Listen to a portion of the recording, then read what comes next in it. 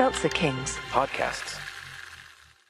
Spring savings are in the air, and at Ross, where they have savings on all the brands you love. From the latest fashion to outdoor decor and even pet supplies, savings are in every aisle. Go to Ross and save 20 to 60% off other retailers' prices on your favorite spring finds. Miss Mars, you have something else to confess? I'm just here for a little favor. What is that?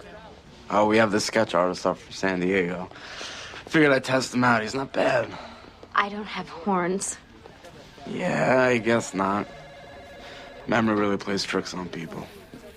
Hey, Veronica. Hey, Carl. Long time no see. What do you think? It's great. I finally feel wanted. All right. Say hi to your dad for me. I'm just here for a little favor. You guys can get phone records, right? We can get anything. We're cops. Pine Veterinary Clinic? I need to know what numbers they called between 4 and 4:10 today.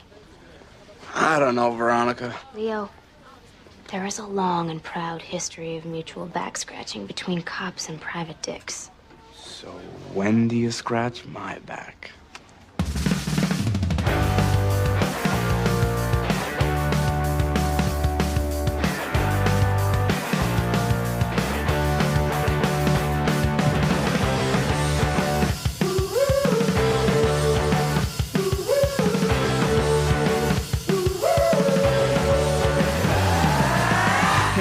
Hello, how's it going, everybody out there in the podcast listening universe? Welcome to another episode of Boys Watching Veronica Mars. We're just two boys watching every episode of Veronica Mars for the first time, giving our review, our reactions. We're your hosts. I'm Joe. I'm Vance. And today we're talking about Season 1, Episode 15, Ruskie Business, directed by Guy B., written by Phil Klemmer and John Enbaum. Original air date February 22nd, 2005 to an audience of 2.34 million people. And before we get into the episode, everybody, it's been a while since we had one of these. We got a shout out. Shout out. So, as you know, Veronica Mars has vacated Hulu, which is where we were watching it. And we were like, oh, fuck, how are we going to continue watching it? Where's it going to be? We put up the Veronica Mars Blu-rays or DVDs on our Amazon wish list. And our Discord user, AlCrump40, a.k.a. Ashley Crump, sent in Season 1 of Veronica Mars. So we can their message, I cannot let this podcast stop halfway through the season. So, AlCrump, thanks so much. Really appreciate that. That's going to go a long way in making this still a thing. Man, we were so close to getting out, Joe. I know. We were about to start a whole new life. We had already planned it out. I had packed up the Nintendo Switch, and I was just like, yes, I'm going. Yeah, and your little stick and bindle. Yeah. Started walking down the road. Yeah. You just follow the railroad tracks. And exactly. But now we're cursed with watching some more Veronica Mars. Yeah, they dragged us back in. But thank you, Al Crump. Really appreciate that. If you want to get a shout out, Apple Podcast 5-star rating and review, Spotify 5-star rating, take a screenshot of it, send it in, and we will shout you out or get us something from that wish list. Join our Discord. The link is in the show notes. That's where we do a bunch of fun conversations, recaps of our episode. People correct us on some things that we got wrong. And yeah, it's a good time in there. Also just a bunch of random ass conversations go on in there. Oh yeah, a lot of food conversations, movie conversations. We started on spoiler chats for movies and TV shows and stuff. So yeah, Vance gives us updates on Breath of the Wild. Yep. And yeah, so join the Discord, join our Patreon, patreon.com/boys watching Buffy, where we are starting this week the second season of Dollhouse. We're starting the unaired pilot of Dollhouse. Oh, son of a bitch. I had a feeling that our esteemed host would be. I was like, you know what? I should probably no, I'm not. He probably knows it because he was on the last podcast. I was the one that decided that. Yeah. Son of a fucking bitch. Yep. Well, we'll be doing the unaired pilot this week of Dollhouse, everybody. Be on the lookout for that. That's going to be fun. Yep, that's going to be great. I'm frazzled, everybody. But yeah, patreon.com/boys watching Buffy for that. I feel terrible. I watched the wrong episode of Dollhouse. Uh-huh. This is the second time you've done something like that. I was like, no, he brought it up. He ended it with that. I did bring this up. Son of a bitch, I'm so stupid. I'm sorry, Vance. Okay. Ruskie business. I got a fucking watermelon burst. Same. I need it. I'm on the struggle bus. Mm-hmm. Very, very obviously on the struggle bus today. What were our predictions for Ruskie business? I know that your prediction was right. Yep. That's it. Russian mail order bride situation. And I referenced Tom Cruise and Ruskie business. And I predicted it was Aaron Eccles on some kind of set with a Russian where he's playing a Russian or something. Yeah, and he gets some message from someone posing as Lynn. Yeah.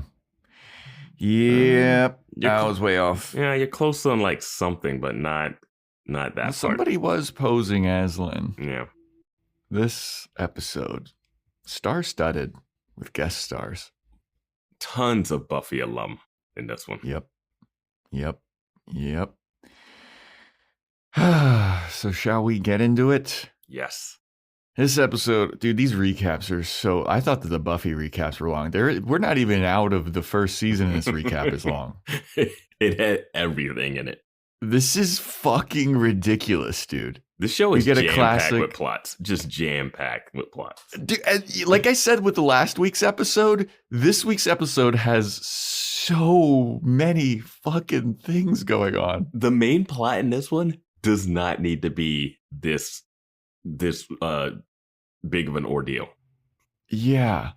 I mean, good God, so many plots. But anyway, so the recap, we get a classic. Duncan used to be my boyfriend. Duncan might be her brother. Get a recap of who Leo is. Clarence Weedman. The mom calling Buffy, calling Veronica. Logan's sister sending a telegram. Logan's mom is missing and presumed dead. And that's kind of the whole recap. So the episode opens up with Veronica talking to Logan about the activity on his mom's credit cards and like what's been going on. The only one that's been used is the one that's registered under her maiden name, Lynn Lester. And there's only been one purchase. It's to rent a car. And Logan's like, well, this is promising. What kind of car? Like, do you know where it is? And Veronica's like, I can't look it up. Can't look at the security footage, but I did get what kind of car it is. And Logan's like, what kind? And Veronica goes, it's a Benz. It's a red convertible. And Logan's mind is fucking blown at this information. He's like, it's her. It's her. She drove on the bridge and she jumped off the bridge with a red convertible. It's her. Yeah. Interesting that she would rent the same car. Like, yeah. Like, again, we know nothing about this lady. And we never will. This show, man. But yeah, so this is promising information. Logan is all stoked and jazzed, like, oh man, my mom is alive.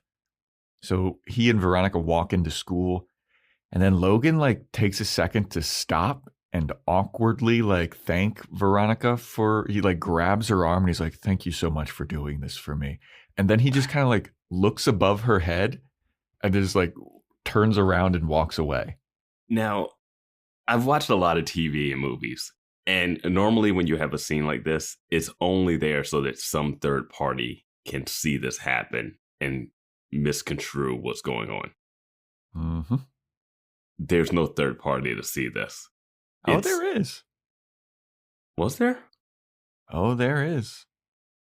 Because after Logan walks away, Veronica goes into a classroom that's getting set up for the 80s night school dance, and Duncan's there. He's in charge, and Duncan goes, correct me if I was wrong, but did I just see my best friend Looks like he was asking you to the 80s dance. Now, with this, what I mean by that is normally you have a shot within that moment that shows that person seeing that thing, not a full cutaway to another scene. And then that person says, oh, you know that scene? I saw it. Yeah, just the visual language of it. Yeah, you see Duncan's head like poke through there between them or whatever. All you need is a shot from outside looking in, and he's like just turns and looks over and sees it. You know, I'm sure it might have been like some production issue, but I feel like that's the only way you have that scene because it's such an awkward arm touch. Yeah, it makes that scene more awkward to not have a cut to someone seeing it. Absolutely. I kind of saw it happen, and then when Duncan's like, did I just see my best friend? I was like, how did you see that? Yeah. It's like his back is turned when Veronica comes in. She has to like walk around a corner to get to this classroom. And he's mid-conversation talking about the dance that he's setting up as class president. Yeah. Which is something that you wouldn't remember because it's not been brought up very. Also something that the school president probably isn't really that involved in. I don't know. But he is also a Triton. Which is a secret organization, so they can't run the dances because otherwise people would know. Very true. I wonder if they decided that it was going to be a total eclipse of the heart night. Yeah. Turn around. Every now and then I get a little bit alone. So yeah, he's like, oh, did Logan just ask you to dance? And Veronica's like, no, not yet. Nobody asked me yet. And then we get a little voiceover and a flashback of Veronica's like, I already had the perfect dance. I thought that I had the perfect time at spring formal or whatever it's called. And it's a flashback to her and Duncan dancing together at another one of these dances. And they're all close and they're forehead to forehead. And they look just so in love. Felt like love, but maybe it was just family. She doesn't even like, there's not even a whiff of this might be my brother. Maybe I shouldn't be longing about this. I just couldn't. And Duncan's reaction to like, oh, did my friend ask you out to the dance? That whole, it was just so cringy. Yeah. But how does she not think, how do you think back on that lovingly and not, but you know that might be your bro? Yeah, like the flashback is all like starry-eyed and she's like remembering this fondly, like, but this might be your brother, dude. Like, what are you? She's like, it felt like love. You know, like it might be fucking love, but in a family kind of way. Like, what are you? Like, it's I mean, I guess that would be a mind fuck. Yeah, but it'd be a mind fuck, but not one that you linger on and go like, oh. Yeah. Those were the days when I was maybe making out with my brother. Yes. The boyfriend of my best friend who was murdered possibly by his father. Yeah. Yes. But anyway, no time for all that because Veronica gets interrupted by Meg. Meg's back, and she's like, Veronica, I think I have a secret admirer. And Veronica's like, oh yeah, what's this all about? And she's like, I keep getting strange text messages from some random number. And I think he's talking about how cute I am. I think the secret admirer is going to ask me to dance. I don't know who it is though. And then Veronica gets a phone call. And she's like, hold on a second, Meg, I got to take this call. And it's just somebody breathing on the other line. And Veronica says some snarky shit to this person, like, oh, great breath. Oh, better than last time.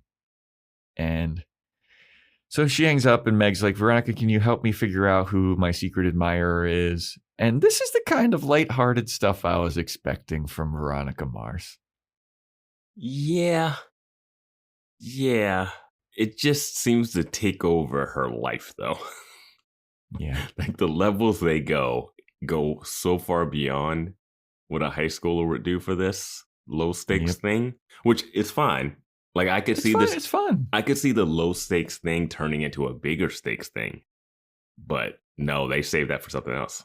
Mr. Rooks turned in his resignation, and now he's texting Meg. Yeah. Meg seems to be locked in on who. Yeah, it's interesting. I was also surprised Veronica's just casual about getting random phone calls, knowing what she's done. Knowing what she's done, knowing... Yeah. I don't know, man. I don't know. But anyway. So, I mean, this whole fucking episode is like tracing back phone calls, and then she's getting these random phone calls, and she's like, yeah, can't figure it out. God.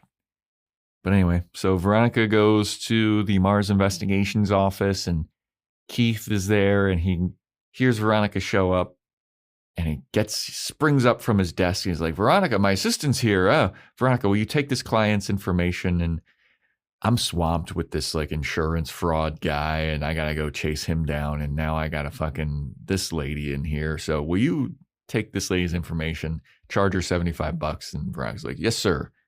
So Veronica goes in. She takes this lady's information. She's trying to figure out what she wants them to investigate. It's this woman named Katerina Lenova, and she says that she's lost someone. It's played by the actress who was in Buffy, who was the female watcher in Buffy. Oh, no way. I did not recognize that. And I recognize her all the time just because she's in one of the classic episodes of Frasier, the ski lodge episode. But she is she's a late season female watcher in Buffy. There you go. Was she the one that was like really interested in Spike? Mm-hmm. Did a whole report on him. There we go. Yeah. So Katerina Lenova, she's lost someone. She believes it's her soulmate. She tells Veronica his name is Tom, and she's come from Russia to meet him and marry him. And Veronica's like, oh, so like a mail order bride. And Katerina's like, whoa. That term is offensive to my kind. Also, we've upgraded. It's more like an internet order bride. Thank you very much. So Vance's prediction still right though. Yep. And she says that when she first met Tom, he was nothing like his pictures. He was more bald. He was more scrawny and short, and he wasn't as hot as she thought he was going to be. But she met him, and before they got married, she got cold feet and she ran away. And then Tom disappeared, and he keeps changing his name. And Veronica's like, why would he change his name? And Katerina explains that he is an actor, and his name is Tom Cruise, spelled Cruz. So it's hard for him to get work with a name like Tom Cruise. And Veronica's like, oh, yeah, that makes sense. Yeah. And Tom sent Katerina a postcard from Neptune saying that he was moving on and not to look for him, and she'll never hear from him again.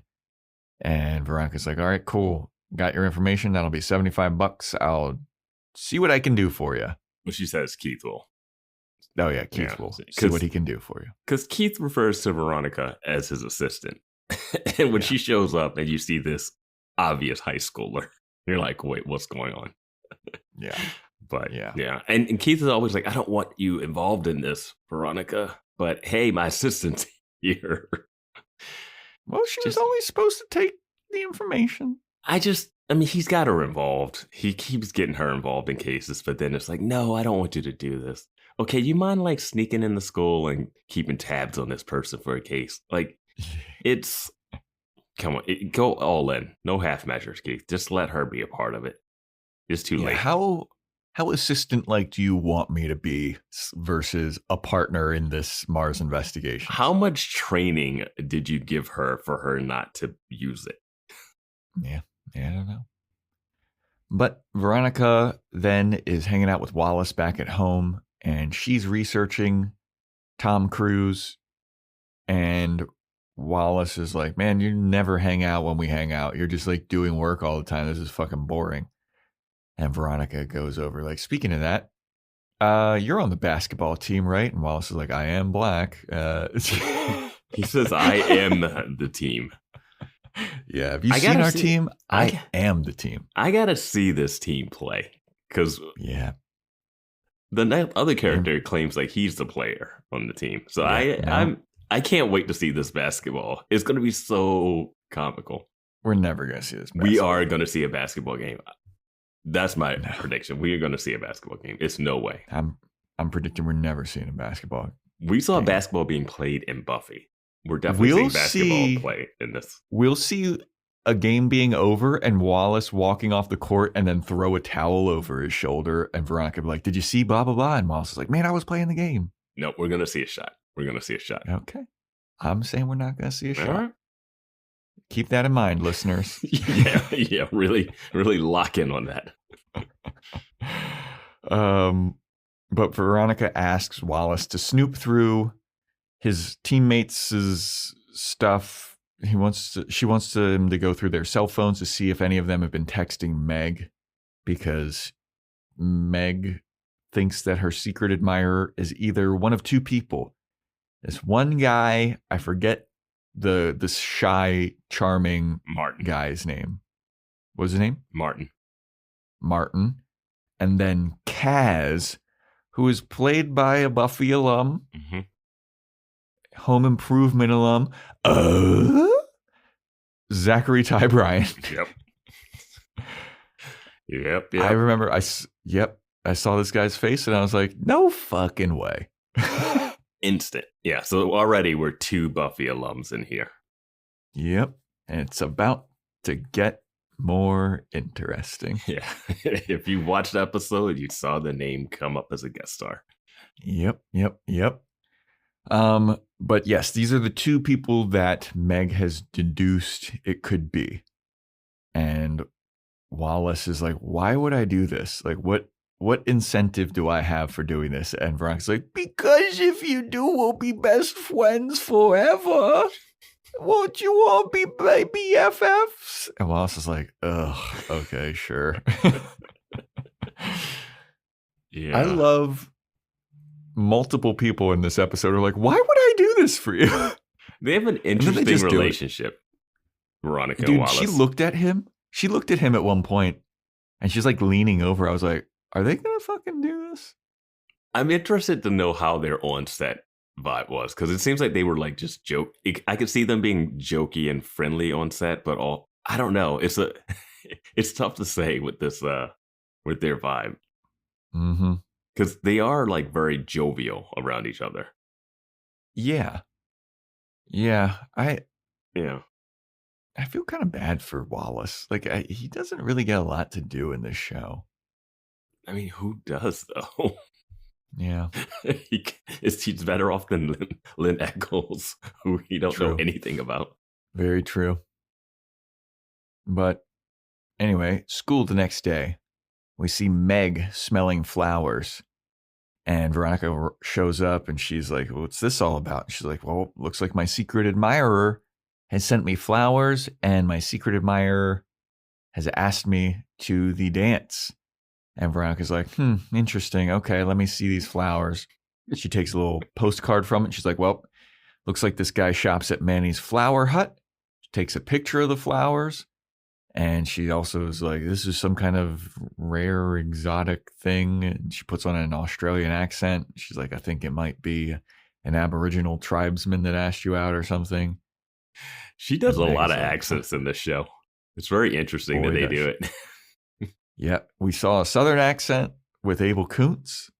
We saw a little Valley Girl accent when she was doing like the frat party thing. She did the Mid-Atlantic accent. She does Australian here, and she does another one later on in this episode. I wonder if that was a part of the audition process, these accents. Or did they just discover that she can do like okay, passable, accented bits? Yeah. You know, like they're like, I mean, she they're doesn't fine. have to like, yeah. She doesn't have to like carry on whole conversations, like except for the Abel Koontz one, which was. But yeah, so Veronica's like, this is a clue, Meg. I'm gonna go and check out Manny's Flower Hut. And she's like, well, what did you find out about the text messages? And Veronica's like, I got my best man on the job. And we see Wallace on the basketball team bus. And the basketball team gets up and they all leave. And he starts snooping through their bags. He is looking for a cell phone, and he instead finds a jock strap. And instead of just pushing it aside, he picks it up and he's like, "Ooh, jock strap!" Just in time for Zachary Ty Bryan to be like, "What are you doing with my jock strap, bro?" And now, having played basketball in high school and having played football in high school, there's no reason to have a jock strap. Yeah, I was about to say, there's no reason. I didn't play basketball, but I was like, I don't know why they would have a jock strap. You don't wear any equipment with basketball, really. When I played, it was before all the sleeves and knee sleeves and elbow sleeves and all that kind of stuff. They weren't rocking that. Yeah, they weren't rocking too much of that. Yeah. But anyway, so Wallace is found out to be a jock sniffing fool. So yeah. I do love he picks it up like he'd never seen one before. Yeah, what? You didn't need to pick it up, bro. There's no reason to pick this up. Shove it aside. You're looking for a cell phone. It's such classic shorthand. That's the shorthand that you get in a TV show, like the earlier shot with Logan touching and not seeing the reaction from Duncan. You just expect that. You expect him to get caught, and if he gets caught, obviously he's going to be holding the wrong thing. That's just classic shorthand. Yeah. So then we have Veronica meeting with Katerina, and she's like, "I'm sorry, Keith did an initial search. He hasn't found any trace of Tom. It's tough going." And Katerina is like, "Please, I need you to find him." And then Veronica's like, "We could find him if you pay our daily rate. It's $250 a day plus expenses." Yes. Katerina's like, "All right, yeah, I'm down for that." She wrote a check. Was it check for multiple days? What did she decide on the check? Just blank check, whatever it takes. Yeah. Whatever it takes to find my Tom Cruise. They could use that check for identification purposes. But $250 a day, reasonable rate for good rate for him for the time, and plus expenses. What did I say? That's classic PI stuff. Plus expenses. He's got to get a new magnifying glass for when he's looking at clues. Yeah. Parking tickets. Yeah. So Veronica asks Katerina for some more information about Tom, and Katerina's like, "He's just so kind and gentle and makes me laugh, and he's sweet." And Veronica's like, "Yeah, no.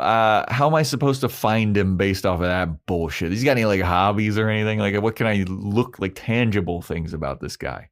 But Veronica's getting wistful when she's talking about how great this guy is, and it's so they treat Veronica like she's lonely, like the character DeWitt in Dollhouse at this point. Yeah. It's all about Veronica being lonely now.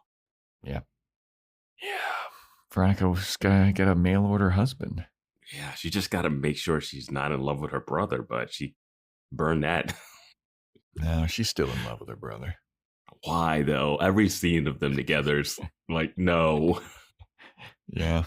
It's laced with that knowledge, dude. You can't. It's laced with that knowledge now. But even before that, I didn't see any chemistry when they met up earlier this episode. I haven't seen a spark. I haven't been like, okay, I get it. I see why you like Duncan. Yeah. Well, Katerina tells Veronica, this guy, he's an actor. He likes hockey. He's got a dog. She looks at the dog or whatever, and she has some other hobby, I forget, but hockey is the one that I remembered. And Katerina's like, "Please tell Keith to work as fast as possible on this case. I need to get my Tom Cruise back." And Veronica's like, "He is on the case." Wink, wink. Mm-hmm. So now Veronica, she calls and she's making a fake casting call in the Chicago area where Tom Cruise is supposed to be. And she's like, "Hey, buddy, I'm trying to do a casting call." I don't know what accent this is, but she's putting on a Chicago-ish accent. She's doing an old casting agent voice, an old lady casting agent voice. And she's looking for somebody with Tom's description. He's, kind of average looking, balding, likes hockey, knows how to play hockey, and knows how to play guitar. That was the other one. So get some people to apply to this casting call, and we'll deduce who this is. They're faxing over headshots to her. Yes, faxing headshots. 2005. We have seen the internet. We have seen, and it's only here for this one specific thing. Like faxing was still a thing. Faxing still loosely a thing. Faxing now. is still a thing. It's still currently. A thing. But you would definitely be emailing headshots. Yeah.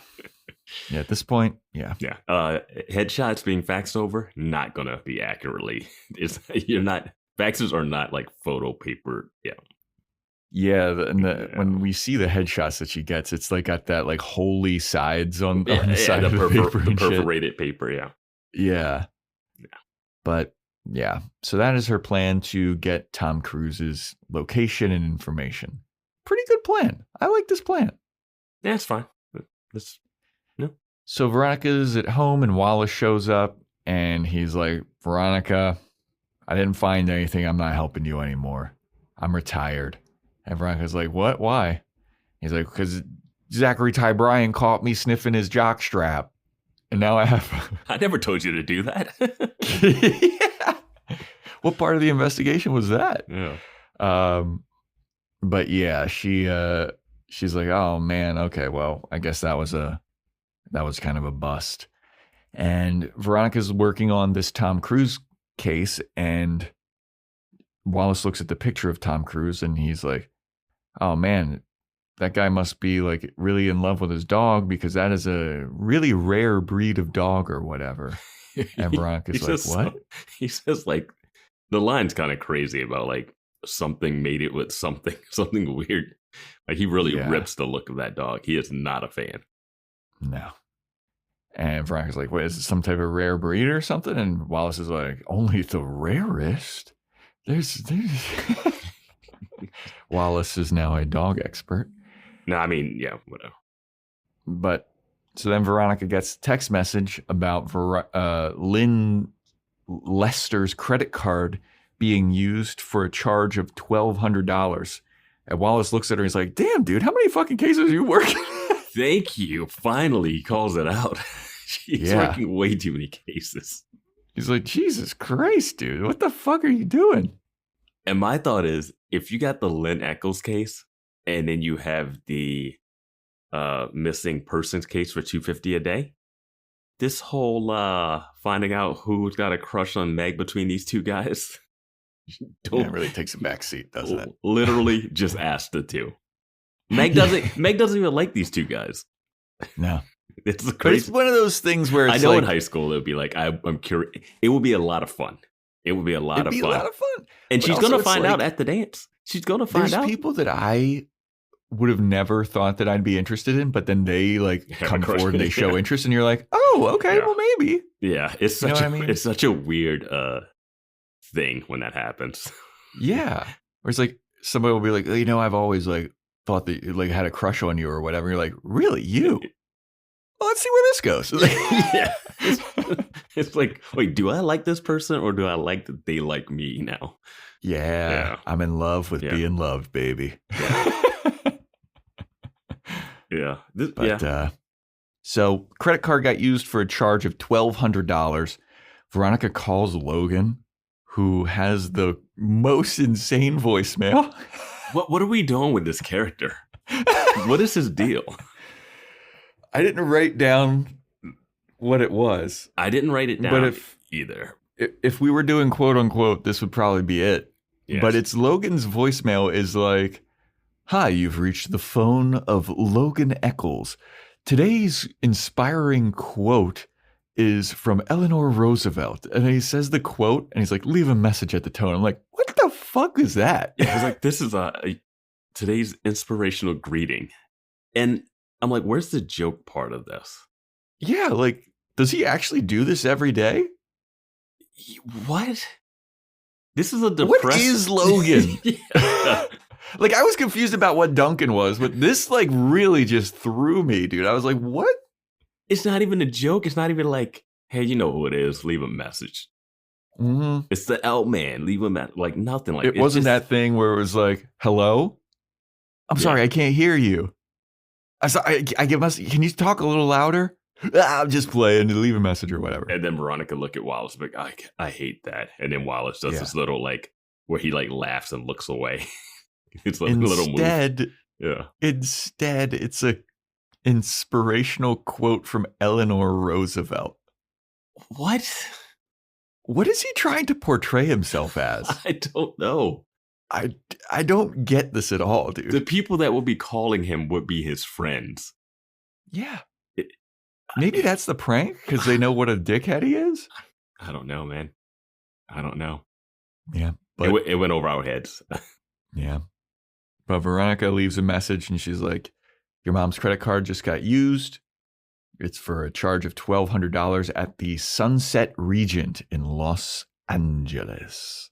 Yes, I'm assuming the Sunset Regent is in Los Angeles. Is that it? It's one in Los Angeles. Yeah, that's what they say later on. So this girl be driving, man. She be putting some miles on that car. From what we know, Neptune, I believe, is close to San Diego. I think San Diego's still like an hour or something away. Okay. I think she's like between San Diego and like Los Angeles proper, you know? Like, maybe like Carlsbad or some shit. Or Carlsbad's a little closer to San Diego. I think she's, if you were like to split like where we are in Los Angeles and San Diego, I think Neptune's somewhere like that area. Okay. Well, then that's not that bad because a straight shot from LA to San Diego, that's like 2 hours. Not bad, but also she's just a high schooler in Neptune. That's and true. We're talking about a 4-hour round trip. Yeah. Yeah. Absolutely. But if it's in the middle, it's a 2-hour round trip. So maybe. It's still we'll see. It's still not like a hop in your car. I mean, it's doable, but it's a trip. Yeah. It's not a hop, skip, and a jump. Yeah. It is. You're putting on a Boys Watching Buffy podcast to keep you company on that drive. Yeah. So Logan is at the Sunset Regent. Veronica shows up and acts like Logan's her boyfriend. They gave a little smooch. I was like, oh boy, here we go. They kind of saved it, but I was like, did we have to do this? Nope. I still don't think we had to, actually. Now I'm thinking about it. No, didn't. No. So they go up to the concierge desk at the Sunset Regent. It's the main desk. It's not the concierge. Okay. They go up to the guy and they're like, hey, we want to see your luxury suites. And he's kind of like, okay, a couple of high schoolers. Here's our like regular like princess suite or whatever. Here's our regular luxury suites, $350 a night. And Veronica's like, no, we're newlyweds. We're looking for a place to have our honeymoon. I was thinking about the princess suite. And he shows her that, and she's like, how much is that? And the guy's like, it's $1,200 a night. And Veronica and Logan look at each other like, $1,200 a night. And then like, can we go up and see it? And the hotel worker is like, no, you can't. Somebody's already in that room. And they really are really adamant about their privacy. And Veronica's like, can we just like pop our heads in? Can you call and see if they're there? We'll just like be a couple seconds. I just want to see the room. And the guy's like, no. And Veronica's like, fuck.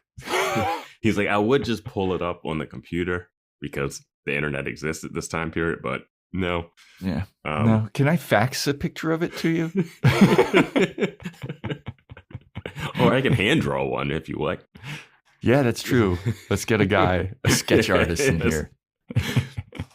I'm super. So we just saw an episode where they just sneak into hotel rooms. Well, he did show her pictures of it. No, I'm just saying we watched an episode of her and Keith just going around the hotels, pretending to work there, sneaking into hotel rooms and yada, yada. Yeah. Here, they're like, I don't know. How are we going to get up there? She needs to go back into her car, put on a boiler suit, a labelless hat and some sunglasses and just hold a mop and she'll be fine. Just walk by the front desk and do that tip of the cap to him and he's like, okay. Yep. Yeah. Up there's our new janitor. Yeah, Or whatever. Guess we called him for 5 another foot clogged- nothing little girl. She could use her masseuse fake ID.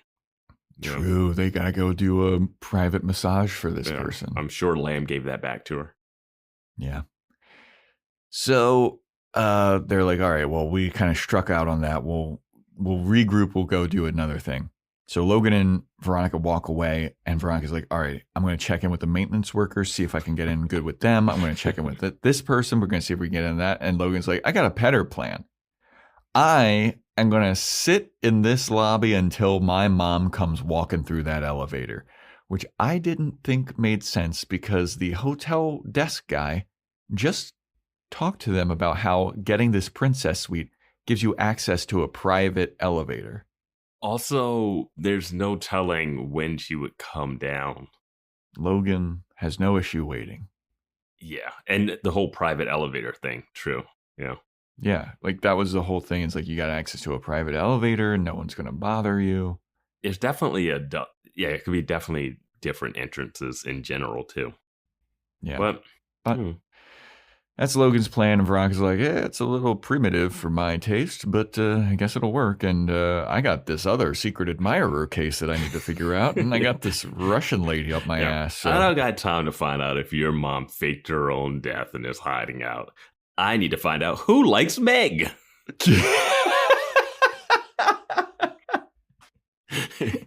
If I don't find out before the dance, she might go to the dance and find out herself.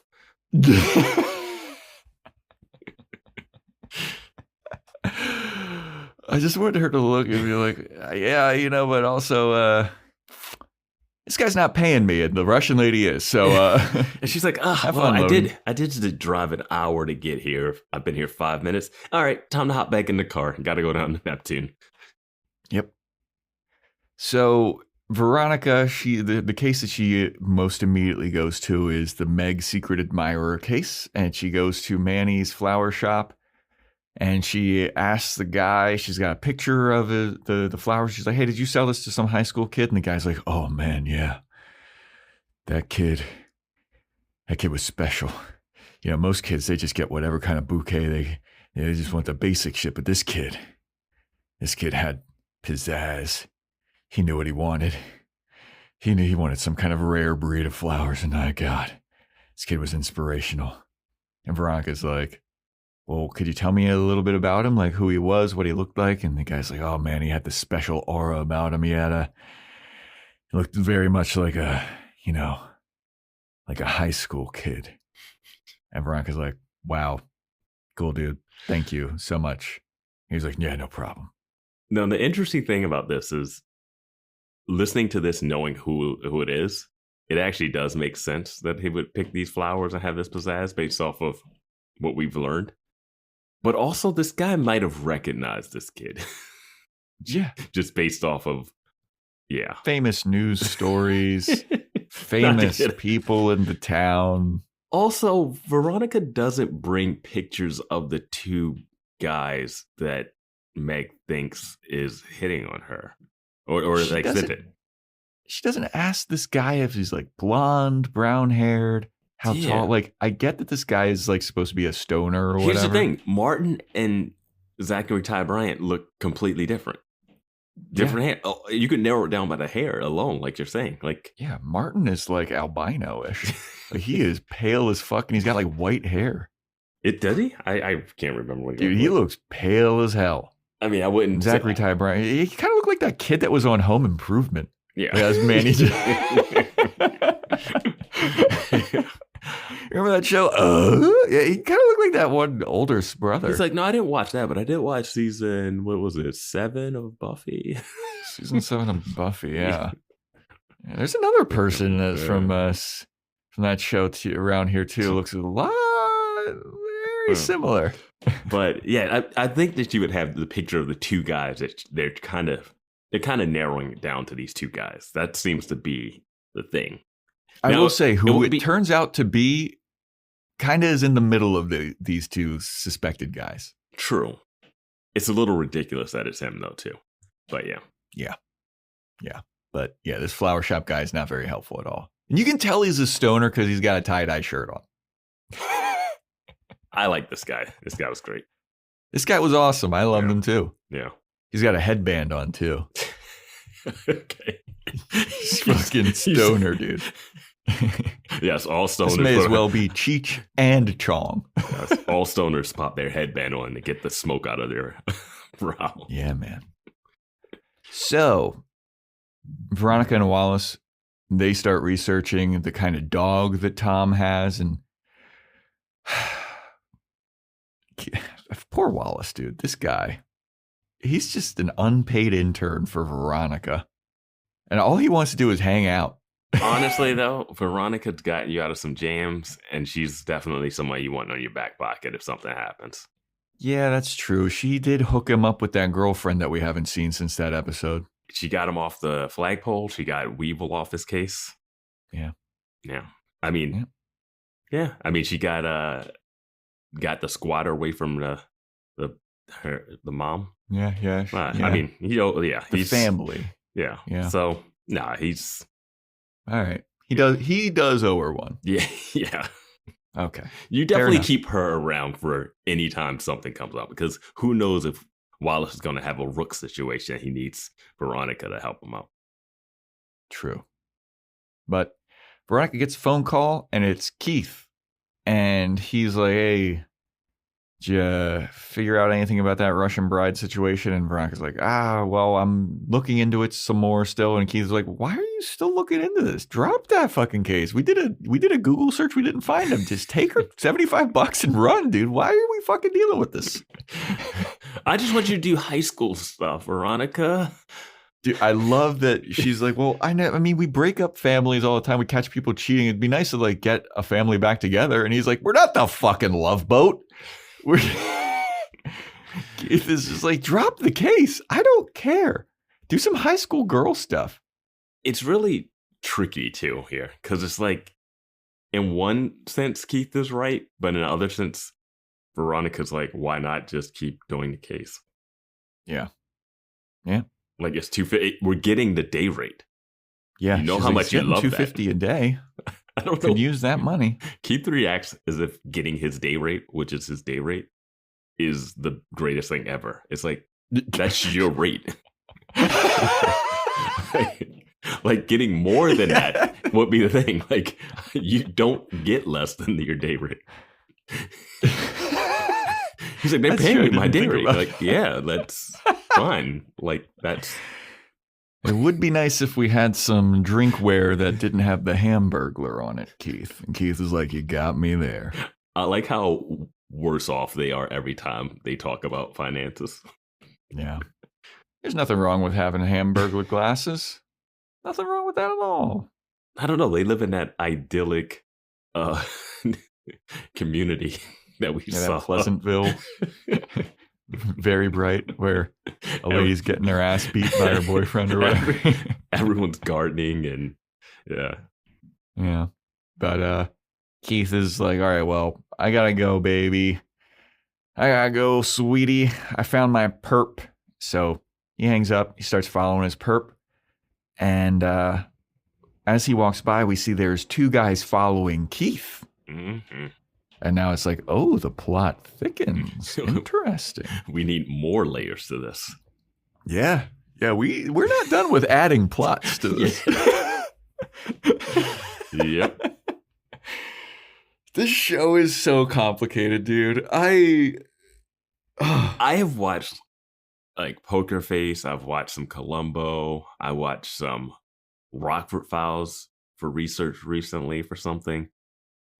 Which was name dropped here. Yeah. That's what Wallace says when he's like, how many cases you're taking on Rockford? A little reference to Rockford Files, a show I'd never seen until like a month ago. Yeah, those are very simple, one case and a B plot. And you really dive in. This has so many layers to it. Yeah. So Veronica goes on to call pet hospitals because this is such a rare breed of dog that she's like, okay, they would recognize this breed. And the dog's name is Steve. I looked at the picture. I enhanced it. Saw clearly that its name is Steve. I love that. She's getting faxes of headshots, but she's also able to zoom in on her computer and enhance. I did love Keith's point here about who the hell names a dog Steve. Yeah. Terrible dog name. Yeah. I'm not one of those people that's like opposed to giving a person name to a dog, but it's got to be a fun person name. I mean, Steve? Come on. Yeah, that's like a hard one to call at the dog park. Yeah. Hey, Steve. And then like 5 dads turn towards you. Get over here, Steve. What, you want to fucking go, man? Who the fuck do you think you are? I'm Tom Cruise. The guy's like, okay, this guy's clearly insane. Yeah. His dog looks weird. He's claiming he's Tom Cruise. Let's just get out of here. We're done at the dog park today. But this is a Catahoula leopard dog. And that's why it's like very easily to recognize. So Veronica's calling up all these pet hospitals. Hey, did you have a Catahoula leopard dog come in? No. Hey, did you have a Catahoula leopard dog come in? No. She finally gets a hit. And she's like, okay, well, I have a Catahoula leopard dog, and I saw this guy, he brought it in, and I would like my dog to breed with his dog. So would you tell him to call me if he's interested? And the pet hospital is like, yeah, sure, you freak. Yeah, Veronica surprisingly uses her real name, and then they say, "Yeah, we'll call you back. We have caller ID," which they seem super proud about. Yeah. In 2000, what is this? 2008? 2005. 2005. Yeah, like I don't know. They're just so happy to have caller ID. They're like, yeah, we have caller ID. We don't need to take down your number. You still give your number in 2025 to places. Yeah. Yeah. But then they call and then call back and they go like, he said no to your weird. Yeah, he's not trying to get his dog laid. He's a cock blocking motherfucker. Yeah. Tom does not want Steve to get some action. You know what Tom also was like? I never met this lady at the waiting room of the vet. So I don't know what she's talking about. In between that, though, she calls Meg about something too. You know his dog is fixed too. This is Yeah. But Veronica shows up to the sheriff's office to talk to Leo D'Amato. She calls Meg first and says, Meg, oh, yeah, do you want to you mind making a stop before the party that we've never talked about? Yeah. And when she said party, I thought the dance was happening. So did I. I did not realize there was a party. Was this ever mentioned? No, we didn't see a flyer with any secret code on it, so... Yeah, I just didn't... This came out of nowhere for me, this party mention. But they go to the sheriff's office, and Veronica, she asks Leo for a favor, and Leo's like, yeah, sure, what can I do? Actually, you know what? Why would I do a favor for you, Veronica? Hey, we got a sketch of you up here. It's you with devil horns. We got our guy from San Diego, our sketch artist, coming here. And Veronica's like, wow, cool. Don't remember having horns. And Carl, the sketch artist, comes. He's like, oh, hi, Veronica. And she's like, hey, Carl, how's it going? No, this is something I thought about watching this episode. Leo's like, hey, we had a sketch artist come in. And he drew. I'm sorry, what did he? Leo said, we had a sketch artist come in. You're a monster for that, Joe. I just couldn't quite hear you. I needed to hear. We had a sketch artist come in. I decided to test them out. And you know what? You know how you could tell a sketch artist is good at sketching? When they draw someone that they've seen personally. And they know personally. Carl literally says, oh, hey, Veronica. Yeah, how's your dad?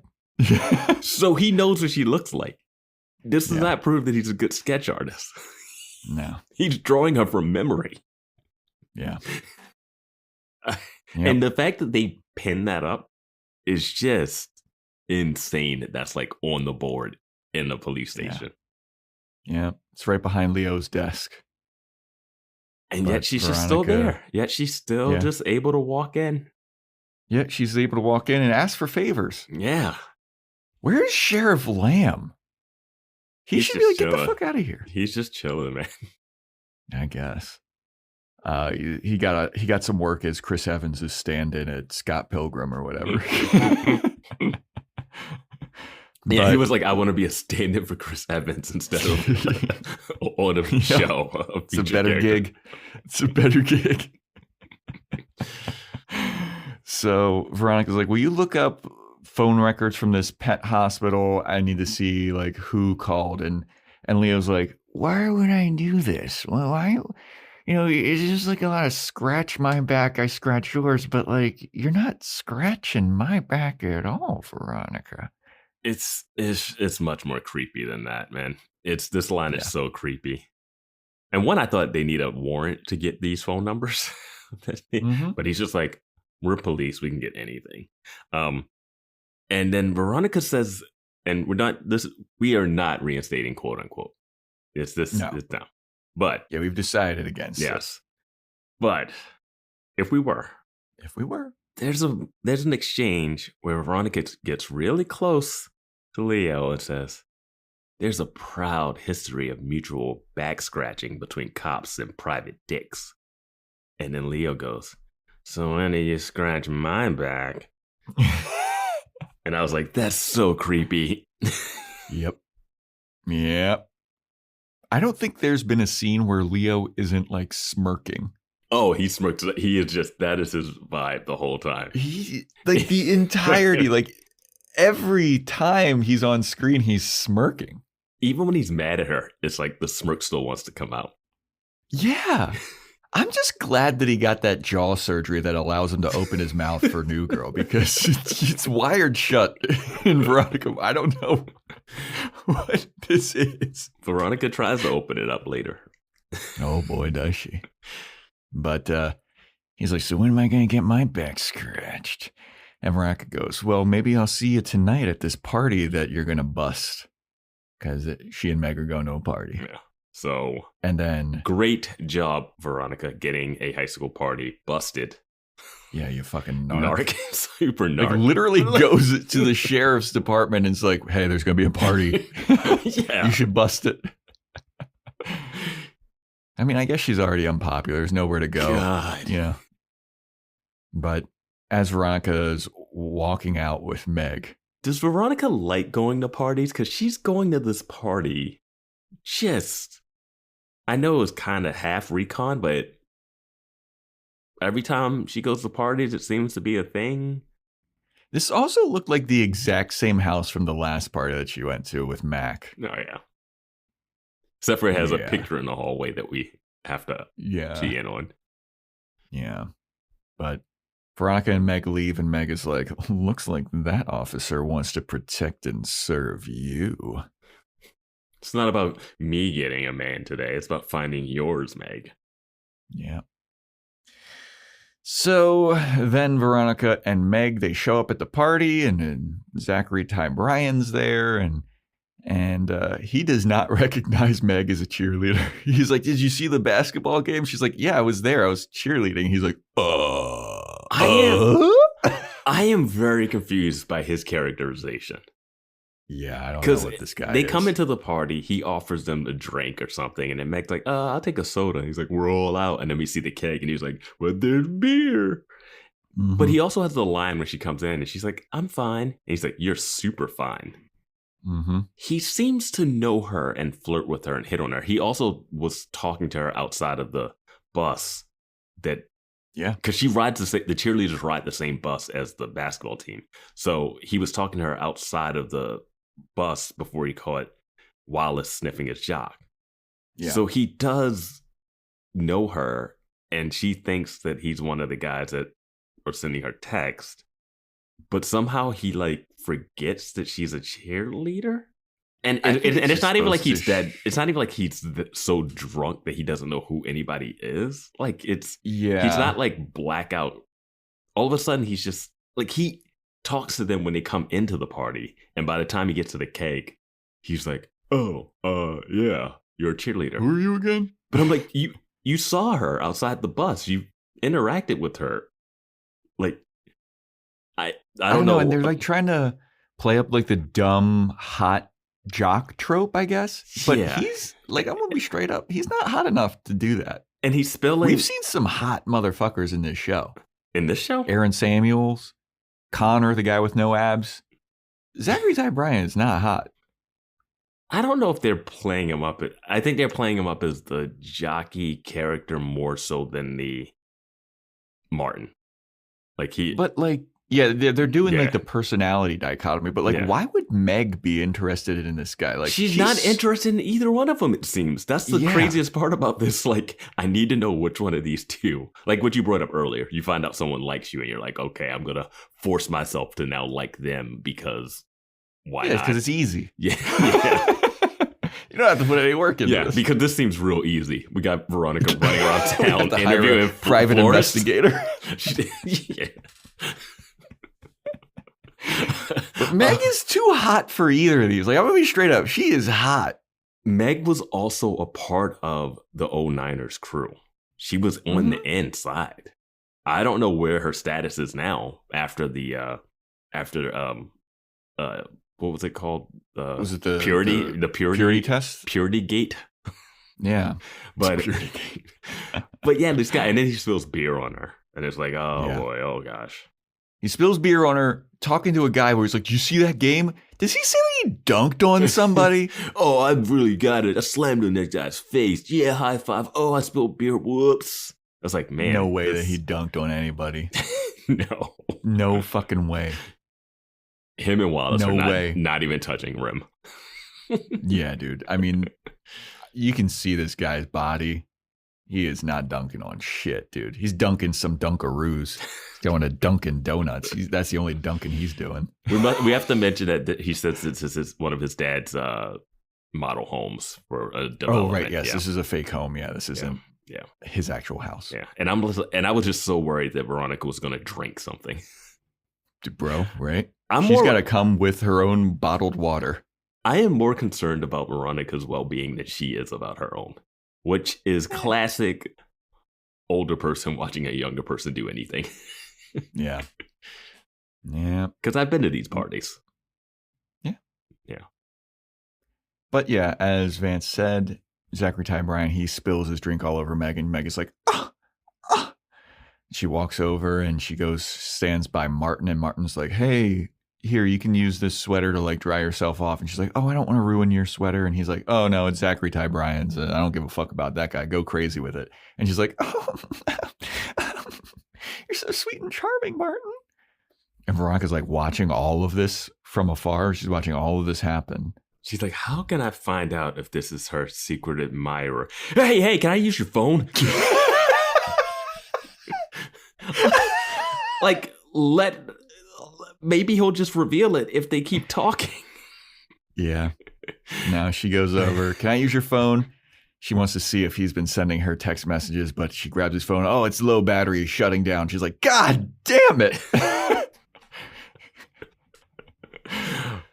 This is a good time to bring up last episode when Veronica brings back, she goes to Rooks's, because we weren't showing the last podcast why she went to Rooks's place. Mm-hmm. And she went back to return his phone. Mm-hmm. When I saw that pulling the intro clip. And I don't remember why Veronica had Mr. Rooks's phone. Yeah, I don't know why. I don't think she ever took it. She had the vice principal's phone. She took the vice principal's phone, Mr. Clemens. It was strange. But anyway. But Veronica gives this phone back, and Duncan's there, and he shows up, and he's like, hey, Veronica, you know what's going on with Logan? And Veronica's like, why? What's going on with Logan? And he's like, well, he's at a hotel in Los Angeles. That's how I... Yeah. He's like, he's at a hotel in Los Angeles. He's been there for 6 months.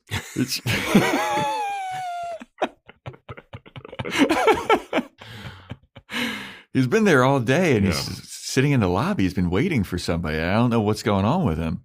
And Veronica's like, he's still there? God damn it. And then Veronica's like, all right, I got to drive to Los Angeles again. I know. One phone call maybe. But no, I guess I have to drive to Los Angeles. Yeah, and she's leaving, and Meg is like, so did you find anything out? And Veronica's like, no, and I know that I gave you a ride here, but you can find a ride home, right? I gotta drive to Los Angeles and figure this Logan shit out. And Meg's like, yeah, I guess I'll be fine. I was like, no, you won't, Meg. This is rude as hell. Stand up for yourself. This is not the last time that Veronica's going to walk out of a party with Meg. She does not want to spend any extended time with her. Yeah, I guess not. So we go to the Sunset Regent. Logan's still in the lobby, and I wrote this down. I went, I'm surprised no one's kicked him out yet. And then immediately the hotel desk guy's like, hey, guy, what are you still doing here? You can't be here. This is reserved for hotel guests only. And Logan takes out his credit card. Then book me a room, Jeeves. Send me a room service menu while you're at it. God, I hate my dad for making money, but I love having the money so that I can pull these power plays. Oh. Oh, really? I can't sit here? I own this hotel now. He like pulls a Bruce Wayne. Yeah. Do you know who my dad is? Yeah. And Veronica shows up. And she's like, dude, what are you still doing here? And Logan's like, I told you I'm not leaving until my mom comes out of that elevator. And Veronica's like, all right, well, let's smoke her out then. So she calls the credit card company and she's like, hey, I'm calling to cancel and report some fraudulent charges on my credit card. My name is Lynn Lester. Calls, says that the card is like lost or whatever. And so then shortly after this, we see a lady walk down and she's in disguise. She's got classic, trying to keep my privacy. She's got a black bucket hat. She's got sunglasses. She's got a black trench coat. And she walked out of the elevator, like backwards so you couldn't see her face somehow. Like, how would you not see her when she comes out of the elevator? She learned from Mr. Rooks' daughter, never face the camera. Head down. Yeah. So she goes up to the hotel desk guy and she's like, hey, what's going on? My fucking credit card got declined or whatever. Something's going on. And Logan sees this and he's like, that's it. That's her. That's my mom. No way. No way. It's no way he would think this is his mom. It's no way. Nope. I don't care if it's the same clothes. I don't care. It's no way he sees that person. Yep. And he goes over to this mystery person and he goes, Mom? Mom, is that you? And this mystery person turns around and it's Willow Rosenberg, whatever. I forget. You want to take it's that Willow. Again? You want to take it's that Allison again? Hannigan. You want to take that again, Buffy expert? Host of Buffy podcast. Boy. Wait, it's Willow Rosenbaum. It's Willow Rosenbaum. It's Allison Hannigan, everyone. Yay, Allison Hannigan. Yay, Allison I saw the name at the beginning of this episode and I was like, oh shit. And I completely knew she was going to show up and wasn't even picturing that this was going to be her role in it at all. I don't know. I just was like, okay, she's in it. But Allison Hannigan turns around and she is 5 inches shorter than Lynn Eccles.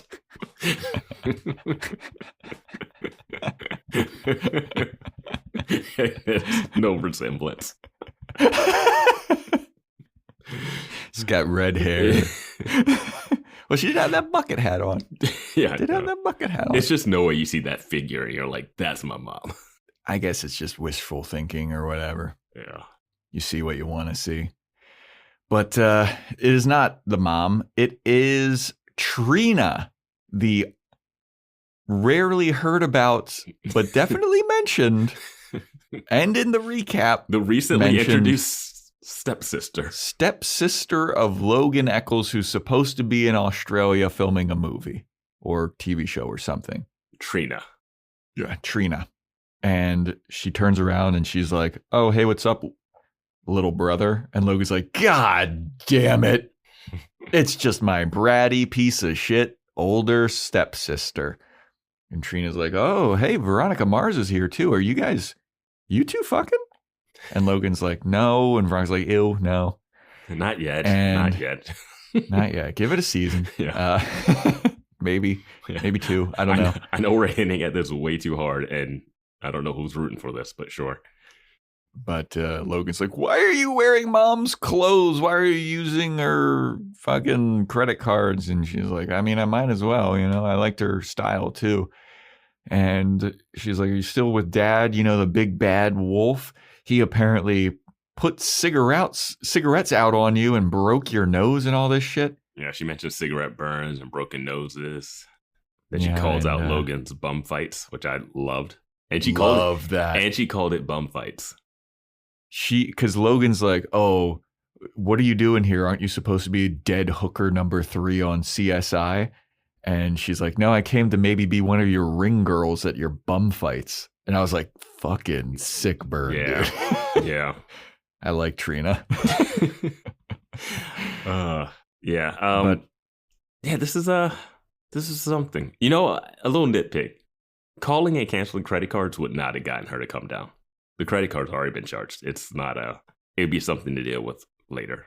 Yeah, and she wouldn't have gone to the hotel lobby guy to be like, my credit card has been canceled. Like, yeah. That's not well, his I guess jurisdiction. she's like, I guess I got to check out. It's like, no, you already paid for the room. Yeah. Like the room's paid for. But things start to get a little tense between Logan and Trina. Mm-hmm. And Veronica steps in the middle and she's like, hey, guys, let's calm down. Let's calm down. And then Trina's like, hey, Veronica, I like you. You grew up a lot. I want to hang out with you while I'm in town or next time I'm in town. And Veronica's like, yeah, sure. I was like, what was that moment? That was weird. It was like, I'm okay with being on this show for a couple episodes. Yeah, I'll take a paycheck. Yeah, I'll do this. I got some time between now and How I Met Your Mother. Yeah. So Trina leaves the opposite direction. Mm-hmm. And then Veronica and Logan they walk more towards where Logan was sitting. Yeah, the lobby. Yeah. And I could not tell what was about to happen. And the only way that I was is because I had closed captions on. And the closed caption said, sobbing. And I looked at Logan's face and I was like, is that what's happening here? And then he bends over and he's like, and Veronica's like, he has to bend down so far. He's got to basically be on his knees. He like doubles over. Yeah. Because Veronica has to comfort him and she's got him in his arms. She's like, oh, sweet little baby, don't you cry. Yeah, my note she's says, petting his head. My note says Logan starts crying. Veronica comforts him. Logan's cry acting is brutal. Logan's acting is a lot of choices and mannerisms and just not hitting for me yet. I don't know what's the best path for him. Yeah. Like, I don't know what he's supposed to be. Like, he's done a lot of things. Like, he's like this snickering, like, dickhead, mm-hmm. which I think is what he does best. Well, he was introduced as a psycho and every school has one. Yeah. I guess like him being a dickhead is like, okay, that's his lane. But then he tries to be like threatening towards his dad. And I was like, I don't buy this. He's like sobbing in Veronica's arm. I was like, well, this is even worse. His dad tries to hold his hand. Yeah, they're throwing a lot on him. And I don't know. It's like he has like an abusive dad, a mom who I guess committed suicide. I'm still not sold on it. Yeah, I don't know, man. I don't know. Yeah. It's weird. Definitely lots of choices going on. And like I said last episode, I can't wait till like season 2 and 3 when they got some more acting chops under their belt, because I think that they're still feeling some stuff out here. Maybe they write the characters more defined. I think he's still going to have his mannerisms, though. The hand points, like I noticed even in the intro credits, he does that like finger point in the and he does that a lot. He does a lot of hand flourishes, and it's a character thing. Yeah, but as soon as he started, like his face scrunches up, mm-hmm. And I was like, He looked when like I saw the closed caption that said, he looked like a baby when they're about to shit their diaper, you know? I gotta get. He's like trying to squeeze the emotion out of it. Yeah, his face gets so scrunched up. And again, like I was looking at, I was like, is he about to cough up a fur ball? Like, what's going on? You know here? what also is tricky? Like, if we're gonna take this a little like more into like how productions work and stuff, it's gotta be hard to transition. Like, he doesn't have a scene that lets him build to that. You know, like how when we see Veronica and Keith and they have these like back and forth arguments and like they kind of get worked up and then you can have the emotion come out of it. Here you got Allison Hannigan just doing her Allison Hannigan stuff and just being like fun, and she's not giving him anything to really like turn the emotional spigot on, you know? Like it's nothing from I get like realistically what we have is he realizes his mom is actually gone, so he's supposed to fall, but there's not anything that like gets him to that point as a actor. So like he has to like now get there by himself. The scene itself doesn't get there. It's too comedic. Or not, yeah. Well, it's like him and Allison, him and Trina are going toe to toe with like barbs at each other, and then he turns around and he starts sobbing. I think the more appropriate reaction, especially for who Logan is, he would have walked over to that couch, like punched one of the pillows, and then turned around, sat with his head in his hands, maybe like frustrated cry, but like this sad boy sob, like that's not right. Yes, it would have been like an anger lash out turn to sobbing. From they don't give him something to work up to the sobbing. He has to go from like I was just quipping with my sister to full out emotional. So I'll give him a pass on that. Like that's a quick transition from, and you got to be a high level actor to go from just quipping to tears like that. So yeah, him pick up a pillow, throw it at the wall, and be like, or like Veronica tries to be like, okay, that wasn't it, but we can keep looking. He's like, no, we're not looking anymore, Veronica. This is it. You know, it's not like he needs something to get him to an emotional state as opposed to just that. Yeah. Yeah. But yeah, he's crying like a sad little baby boy. Mm-hmm. So then we have Keith on the phone talking to somebody about the perp that he caught, the insurance fraud guy or whatever.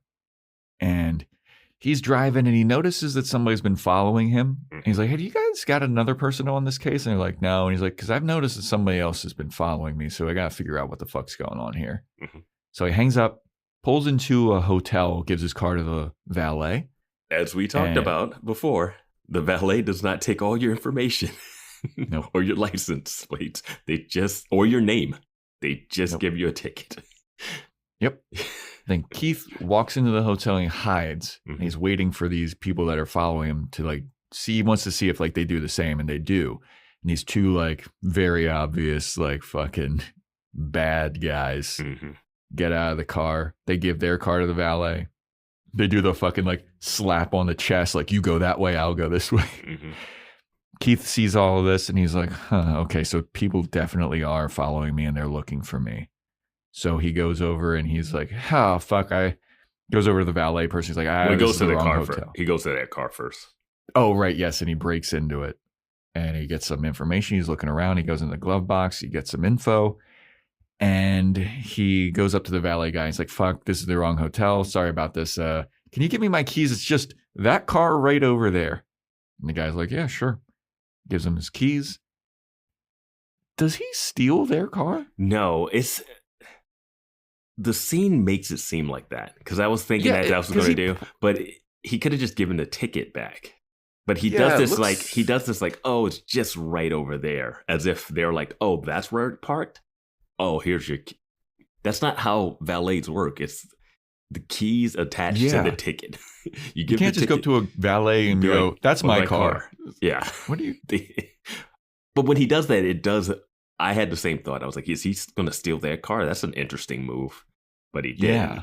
He just took his car.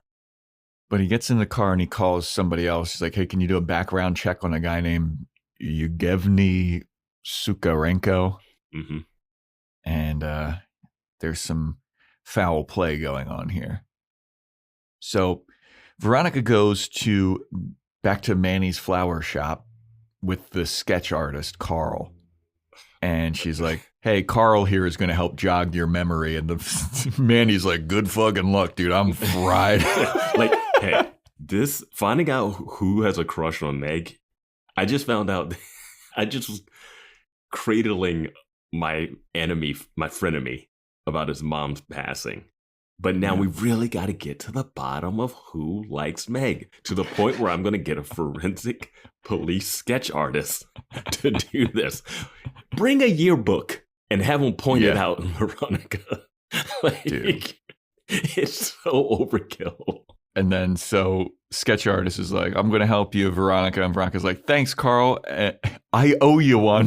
Like, this guy has a job. He's like in town from San Diego, they say. Like, he's not from Neptune. Like, he's got shit going on. I know he knows Veronica's dad, but what is this favor? I don't know. I have no idea what's happening. You want me to draw something from Yeah, man. But yeah, so Carl's going to draw this guy that bought the flowers. So then Veronica goes back to the Mars Investigations office, and Leo calls. And he's like, hey, Veronica, I got some names for you from the pain hospital. There's 3 people that called between 4 and 4:10. It's this guy, it's that lady, and this guy. And Veronica's like, all right. So I narrowed it down. This guy wasn't bald. That lady was a lady. And so, dude, I was like, why did this lady apply to this? It sounded like he said a lady's name, right? Yeah, this is where the vet called. It's who the vet called. Oh, yes. And she's like, all right, so that lady was a lady. So narrowed it down to this guy, John Frampton. And she's like, so it's got to be this guy. And if it's not, case has gone cold. But it's John Frampton. It's Tom Cruise. And he walks out with his dog. She starts taking pictures, and she calls Katerina. And she's like, got some good news, Katerina, after she goes back to the Mars Investigations office. It's like, Katerina, got some good news. I found Tom Cruise. And Keith shows up, and he hangs up the phone on her. And Veronica's like, what are you doing? I just figured out this case. I found her long-lost husband. Like, what are you doing? Keith's like, that is not what's going on. That lady, Katerina, that's not her real name. Her real name is fucking Yelena Abshatenko or whatever. Sukorenko. And she's part of the Russian mob in Chicago. And they're looking for this Tom Cruise guy because he's in witness protection. And he like ratted them out or something. They're trying to kill Tom Cruise. And Veronica's like, oh, fuck. I was just about to give this guy's information out. Now, here's the thing. Would Keith have figured that out if he didn't have the insurance fraud case? Like, if he didn't have the insurance fraud case, would he have just like looked up this one lady's thing and then said, nah, I can't find him. Good luck. Or would he have gone, like, because he doesn't seem like it seems like he was like, I don't think who cares about this case? It doesn't seem like he thinks that she has ill intent. Yeah. So I'm sure if this was his only case, he would be doing the exact same thing that Veronica was doing. Exactly. Like, Katerina would have been like, I'll pay you the daily rate. And he'd have been like, yeah, okay, sure. Like, I don't know how this would have gone any different. Like, does he not do background checks on his clients, I guess? Yeah. Yeah, that's the thing I wonder. Because there seems like there's like a lesson in this of, hey, don't just...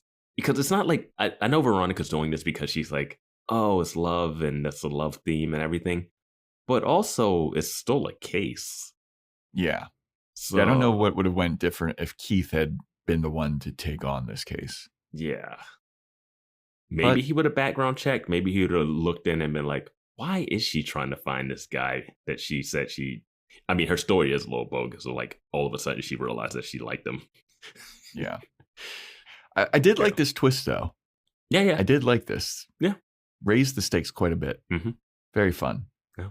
And you know what? I like this episode. It's a lot going on. Like the episode, though. It's better than... It works a lot better than last week's episode. Yeah. Yeah, I know last week at the top, you're like, no, I liked it. I thought this is good plotting. And I was like, yeah. I didn't like it. I'll go. I think halfway through the I'll do a little episode. spoiler. Like before I even came on, my note I've highlighted last week's episode as red. So for the recap, it's gonna be in a running for one of the bottom 3 episodes. But Yeah, I think halfway through the episode, you're like, yeah, you know what? This episode's a little whack. yeah, it was something about the flow of last week's episode that I was like, it kind of moves, Mhm. But every time it moves, you're like, wait, that doesn't really make a lot of Yeah. sense. And the morality is all over the place. Like here, it's fine that Veronica's wrong to keep going with the case, but there's nothing that should have stopped her from going. It's not like she's forging through with like this craziness. Like he's like, no, she's an idiot. Don't trust her. He's like, I trust her. Like it's not that. It's I'm just doing the case. I'm going through. I'm checking. I'm following up. Yeah, I'm a curious person. I want to find this guy, and Wallace gave me some information about the dog, which was a cool catch. I feel like this episode moves Mhm. and has like an insane amount of plots, just like the last episode. Mhm. But I think that this one like works better in terms of like, I'm not looking at like, why are you doing this, Veronica? It's interesting because would you call this the A plot or the B plot? Ooh, yeah. Because I'm thinking the A plot is the Meg thing. No, but the Meg thing is the C plot. The C plot is definitely a Logan stuff. You think so? Oh yeah, it's like very minor on the list. Okay. I don't know. She's like, it feels like each of these 3 plots gets equal amount of screen time though. I mean, Logan gets less screen time for sure. Okay. But like I think the A plot is the Russian stuff and the B plot is the Meg plot, but it feels like the Meg plot is like the A because it's so ingrained into it's a lot, dude. And then they tack on like a D plot. Yeah. They tack on like a love story. No, we'll just keep going. Yeah. So Veronica, she picks up the phone to call Katerina back, or the phone keeps ringing because Katerina keeps calling because Veronica was just about to give the information. And Keith is sitting there with Veronica and she's like, now give her the information just like I told you. So Veronica picks up the phone. She's like, I'm so sorry. I dropped the phone. I got too excited, blah, blah, blah. Yes, here is where you can find Tom Cruise. It's 124 Driftwood Terrace. And she hangs up and Keith is like, don't worry about it. You did a good job. Like you found out where this guy is. Like that's good investigating, but you got duped. But don't worry about the rest of this case. I'll take it from here. And Veronica's like, okie dokie. And she never thinks about it again. Yep. Nope. So the Russian mobsters, they show up at the address that Keith gave them. And they go into the house. They pull out their guns. We see that it's the model home that the party, Yep, or they walk not past one of the model homes that the party was at. Yep, they walk past the picture of quote unquote Zachary Ty Bryan's parents or whatever, and so you're like clued in, like, oh, this is great. Mm-hmm. And they point their guns at a mysterious bald man who's looking in the fridge, and they're like, Tom Cruise, freeze! We're gonna kill your ass. And Keith closes the refrigerator and he's like, he says hi in Russian, Prive or whatever. Yeah. And then the sheriff's department swarms the place and they're like, freeze, Russian mobsters. Yeah. Leo shows up, freeze, motherfucker. Now, my thought is, why are you putting yourself in the crosshairs, Keith? Right? Why is Keith there? Keith is like, hey, I'm going to be in the fridge so they can see my face. How long was he standing in that fridge? And just then, waiting.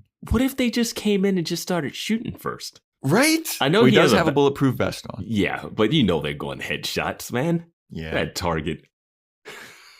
Well, he was hiding behind the fridge, and we all know that fridge doors are, they're bulletproof. Or once he just opens the fridge, or once he closes the fridge and they see him, they're like, fuck it. You saw us pointing guns at you.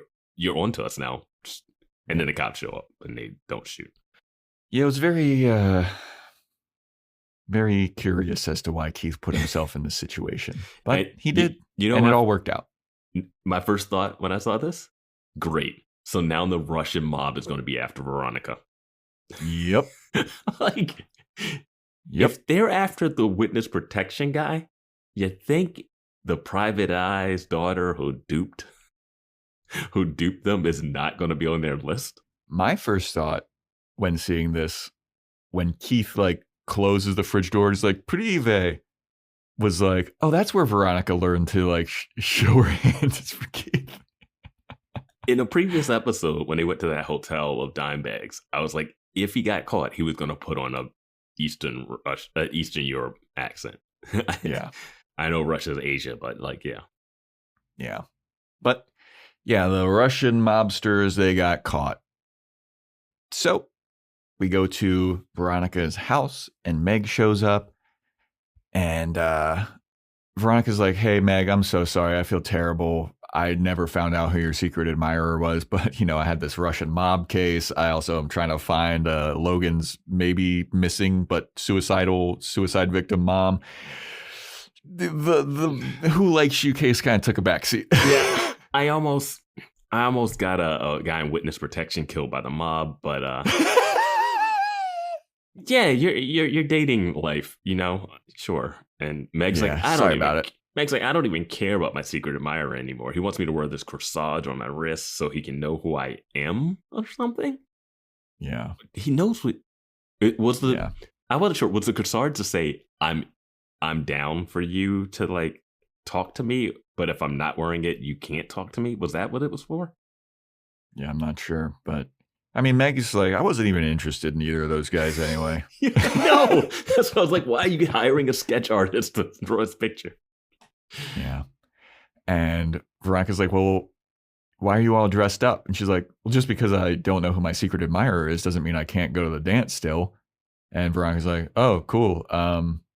So what are you doing here? And she's like, well, I'm not going to go alone. You're coming with me. And then they have a girls just want to have fun. Dress up in Veronica's the 80s. face when she says, you're going to be my date. It's just like she found the one. I thought it would look more like she was horrified. Oh, I thought it was like she was excited that she was asked to the dance. Because what did Duncan say? Duncan said, hey, maybe someone will ask you. Yeah. And she did get asked. Smoking hot cheerleader 09er. Yeah. Meg. Yeah. She's got a secret admirer. Mm-hmm. The only girl in school that's nice to you. Yeah. So they doll Veronica up looking like a goth from the 80s. They crimp her hair or whatever it's called. It's very Cyndi Lauper-esque. Yeah. So Veronica gets a phone call and it's breathing again. Is it? Wait, what is this phone call? Oh, it's she starts to get a fax. Yeah. That's what it is. She starts to get a fax of like who a sketch of who the secret admirer is. And Veronica takes one look at it and she's like, she throws it on the ground and she says it's nothing and then trashes it. Yeah. No, she throws it on. Oh, no, yeah, she does put it in the trash. Yeah. Yeah, because we got to have it there so that we can zoom in on the shot of it. Yeah. And I went. And Meg is. I was like, It looks like Duncan. Yeah, that's my note says, I guess it's supposed to be Duncan, maybe? Because it was just like it could be any of the high school guys. Yeah, dude, we talk about how all of these guys look the same. Like, he drew the most fucking...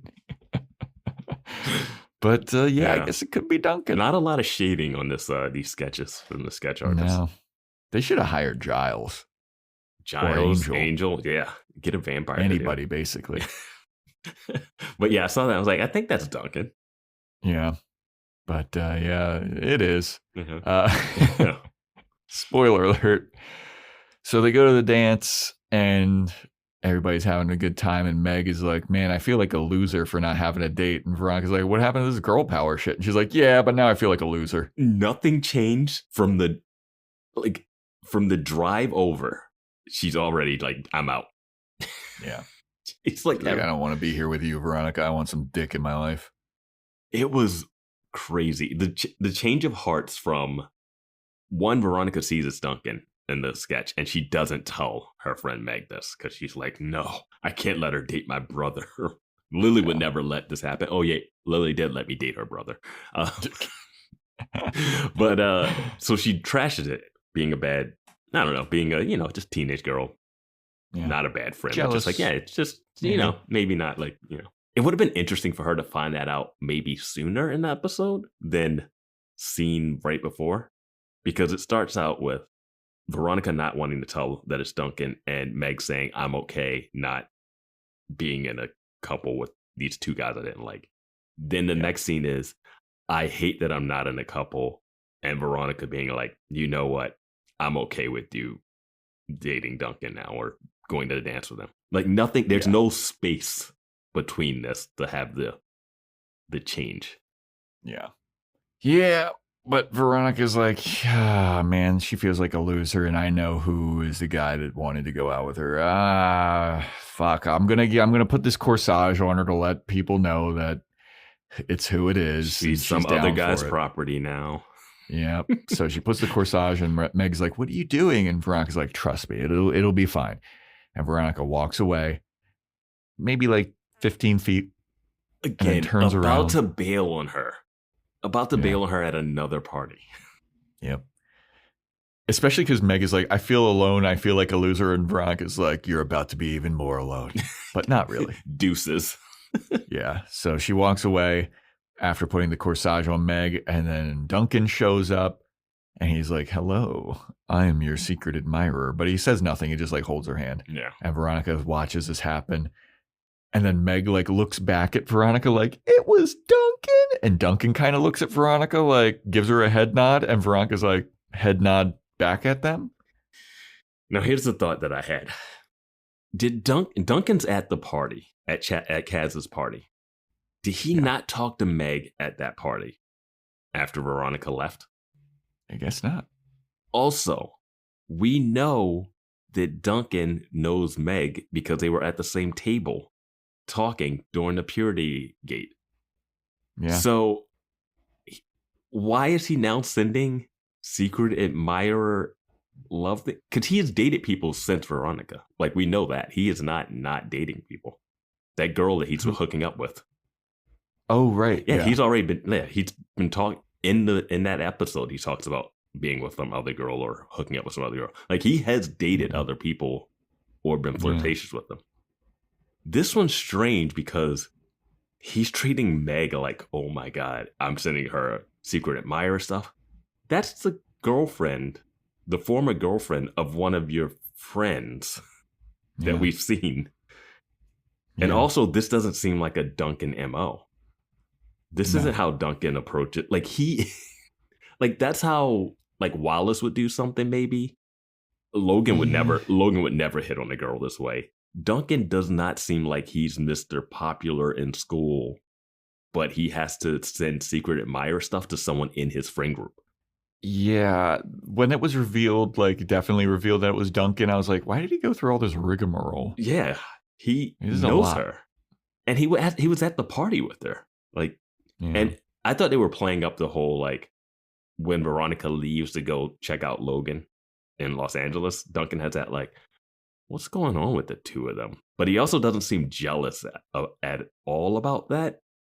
Yeah. But now, I don't know. I don't buy that Duncan would go through all this for Meg, a person he knows and has already, like, intimately talked to. This is not how this high school hookup would have gone in this friend circle. I agree. But Veronica leaves. She's feeling a little disheartened by the whole thing, which she's like, oh, okay, whatever. I'll just go home. This isn't my scene anyway. I got all dressed up for nothing. Gets in her car and just starts weeping. My fucking brother lover is hooking up with my friend. I wish we didn't have that in the back, because otherwise... We also don't know if it's her brother yet. She doesn't know, but she knows that there's some doubt there, which would hinder the full emotional investment. I can't have you throwing up when you find out he might be your brother, and then episodes later are crying that you're not with him. Yeah. You gotta find out for sure. Yeah. Looking back, because you need to know how to feel about it. You need to know how to like, feel for about her it. own sake. Yes. Yeah. But she's bawling her eyes out in her car in her uncomfortable underwear. And we get a knock at the window. She mentions she's like, I know. I'm going to get all dressed up with this uncomfortable underwear. You're the jock sniffer, not Wallace. We get a knock at her window. And who is it? Leo D'Amato. He's got flowers for Veronica. What's wrong, Veronica? And she's like, oh, what are you doing here? He's like, you thought I was going to leave you hanging? By the way, am I allowed at this dance? Yo, I have so many questions coming up. But that line delivery of, what's wrong, Veronica? Is so funny. Yeah. Now, I know that this is a TV show. I'm with you. But I distinctly remember high school dances where I was growing up. They did actually have like age limits of like people you could bring. They also had teachers and chaperones there. Yeah. This dance seems to be run by Duncan. Yeah. And has no one overseeing it. Nope. How big is Neptune? Neptune seems small enough that you would know some people. Yeah. Leo's new to town, and he's in his beige suit jacket or whatever. Yeah, he's got a chain on. He's got his like light pink shirt on. He's like, is it cool? Can I wasn't going to leave you hanging at the dance, Veronica. Yeah, I just arrested some mobsters today. I finished paperwork, and they gave me the night off. Yeah. So they go into the dance, they start slow dancing, and Veronica is like forehead to forehead with Leo D'Amato. And then she takes a break to just like completely turn her head like an owl to look at Duncan and Meg slow dancing. Mm-hmm. And I was like, this is weird. And then Duncan takes a moment to stop his forehead to forehead with Meg, and he sees Veronica dancing with Leo, and he's kind of got like a, who the hell is this guy? Kind of look on his face. What are they doing? Like, yeah, I don't know.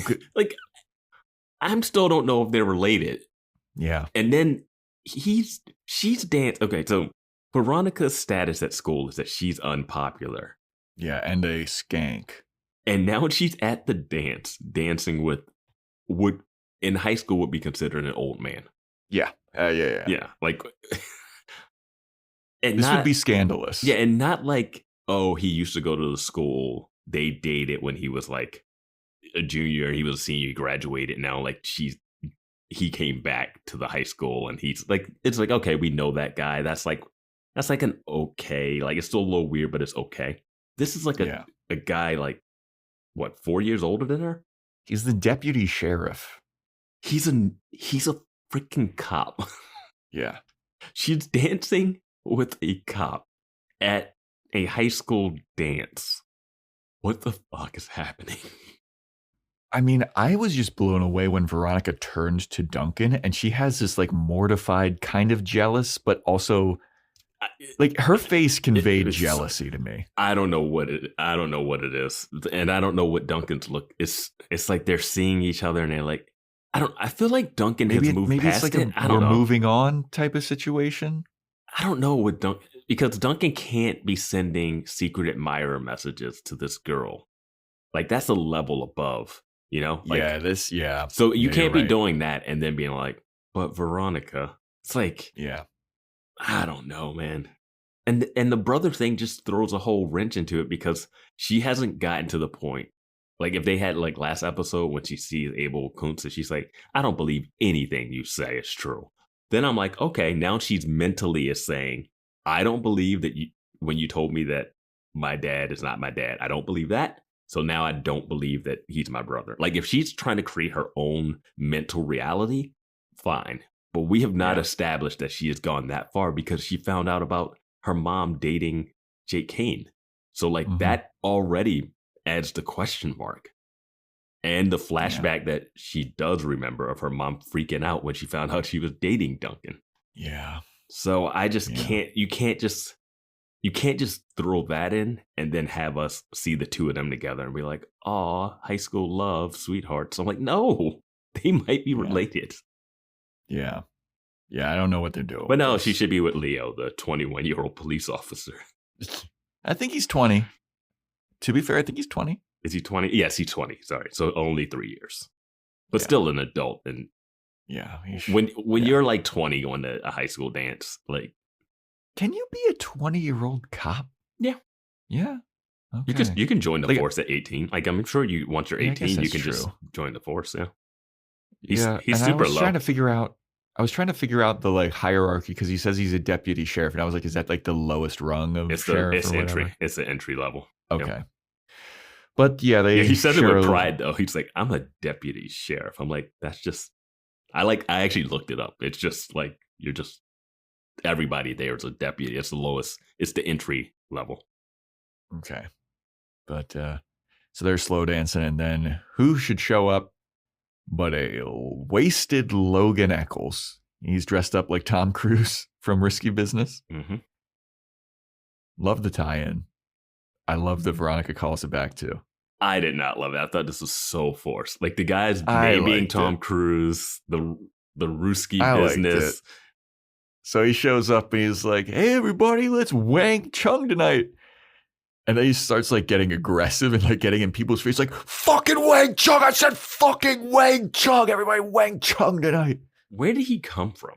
Yeah, I have no idea. He was just like on the stage. Because he had to come in through a back entrance because gyms normally have that one entrance, one or two like doorways like that for main. Yeah, he's in his underwear. He's got his sunglasses on. No teacher, no chaperone comes over. There's nobody at this event. But he starts screaming about everybody Wang Chung tonight, and Leo's like, "Get a load of Risky Business," and Veronica's like, "I cannot escape Tom Cruise's today." And I was like, that's pretty fun. I like that. Maybe not so jokey when you almost got a guy killed, and Leo just arrested 2 mobsters who were pointing guns at your dad like hours ago. She doesn't know that. He does. He was vested up. He would still be doing paperwork right now, man. Bro, it's so funny to see him holding a gun. And that bulletproof vest did not fit him at all. Normally, bulletproof vests are a little tighter to your chest. Yeah. But this thing he was swimming in it. Yeah. But Logan stumbles through the dance floor, and Veronica's like, "Oh man, we gotta go save him." So they go over, and Veronica and Leo are like, "Hey, let's have your keys. Like, it's not safe for you to be driving." And Logan's like, "What are you talking about? I'm totally fine." And Veronica's like, "I'm here with a deputy sheriff, okay? He's gonna look after you." She's not gonna beat those narc allegations. Yeah. And then Veronica's like, or Logan's like, "Who the fuck is this guy?" I love that Logan's like, "Who the hell is this guy?" And then Trina shows up, and she's like, "Oh boy, you're drunk in your underwear again. This is classic Logan." And she grabs him. She's like, "I'm taking your ass home. Let's go." And Logan's like, "Okay." Did they call her? I don't know. I think I don't know how she knew to come and get him like this. She doesn't feel real in this show. She feels Willow Witch level. Like, she just appears and she just comes in and she got a whole different vibe than everyone in Neptune. Yes, she does. She is just coming in like playing. She's like, "I'm just going to do my shit." So she grabs Logan. She's like, "Come on, get at it. Let's get out of here. See you, Veronica." And so they leave. And then Veronica thanks Leo for showing up to the dance. And Leo's like, Veronica's like, "Did Meg call you to get you to come here?" And he's like, "Meg did call, but I wanted to come. I wanted to show because I wanted to see you, Veronica." This line, I know what they were going for, but it would just seem like, what? Of course you're here for me, not Meg. Veronica doesn't think that Meg called you for herself. No. I know. Meg called to set Leo up with Veronica. Yeah, I know. Like, that's a given. Yeah. And he's like, "Yeah, she called, but I came for you." And it was like, yeah, no shit. Well, it was like he was going to show up anyway. Like, Meg's call didn't play a factor in this. Oh, he was trying to say it didn't play it? He just knew when the 80s dance was coming, and he was just going to assume that she didn't have a date, and he was going to crash it. That sounds worse. Man, he's got his ear to the ground. He knows when all this shit's going on. He did say cops can get anything. Yeah. And he's about to get something. Arrested for Seltzer. Yeah, this is what I wanted to talk about. So they're in her high school hallway. Yep. By the lockers. And they kiss. Yeah, they have a moment where they're like looking at each other. And Veronica's like, were you about to just kiss me? And Leo's like, I was thinking about it. And then they kiss. And my note says, so we're cool with this? Absolutely. We're just cool with this 20-year-old cop kissing this 17-year-old Veronica in her high school. Yep. This is where we are. Yeah, man. What, you're not down with that? I don't know, man. I don't know what to think. Like, would you rather have her kissing her brother again? I don't know what the show. It's like, wait, do I want her to kiss her brother? Do I want her to kiss Logan, her like sworn enemy? Or do I want her to kiss her father's like kind of semi coworker? Yeah. You want her to kiss Logan, the guy who busted her fucking headlights in episode 1? For me, I would say her best option is Weevil or Wallace. Wallace is definitely the best option. Wallace is the best. But Weevil seems like he's less problematic than other issues. Yeah. And she could probably get him out of that gang life, Save him. Oh yeah, she's gonna save him. Get him out that street. Get him his mechanics, a full mechanics license. Go legit. Yeah. You can do it, Weevil. I believe in you. Yeah. Anyway, they can start their own private eye detective agency together. Yeah, I mean, Weevil's found some evidence a couple times. Yeah, he can shake down all the freshmen you want. So they're kissing, and then they stop kissing, and Veronica's like, cool. She gets a phone call, and it's the breathing phone prank operator, phone prank person, and she's like, Leo, I keep getting these fucking phone calls, and I don't know how to trace them back. And Leo's like, just star 69 them. And Veronica's like, I've tried that. It just like goes nowhere. And Leo goes, I'm a deputy sheriff. Give me that phone, babe. So he dials something, and it is, it goes to a payphone. Some guy answers like, hey, what the hell? Who is this? Who's calling? And Veronica's like, hey, I just got a phone call from this number. Who is this? And he's like, oh, this is nobody. This is a payphone in Barstow at this diner or whatever. Bar. Yeah. And Veronica's like, well, did you see who called just now? And he's like, yeah, it's some blonde lady. And Veronica's like, it's my mom. And then she kisses Leo, and she's like, I gotta go to Barstow. Did she get an exact address? She got the name of the place. I guess okay, she got the name of the place. Okay, I was wondering. Could you fax me the address of this bar? It might take a while. I got a lot of pictures coming in. So yeah, Veronica's driving. Now we talk about how far San Diego and Los Angeles would be. Barstow is a hike. This is what I'm saying. She like got dressed up, went to a dance, was about to leave a dance, then got dragged back into the dance by the cop, kisses the cop, gets the phone call, and then is off to Barstow. Yeah. This is, and what is Keith thinking? Because her going would be, I don't know, Keith, you just arrested mafia people who have been interacting with your daughter. We don't know where the lady is because we do not see her get arrested. We see the two guys, but we do not see her. She's just out there. Yeah, she's out in the wind. Dude, they're going to show up with fucking machine guns to Mars investigation and shoot up this place. That could have been the Russian lady calling. All he said was blonde. Yeah, that's true.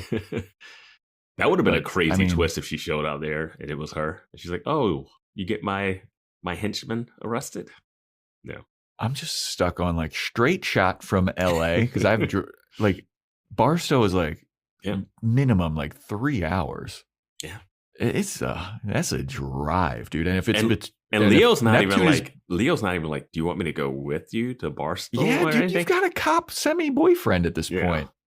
Go. But when she leaves, he goes like, what?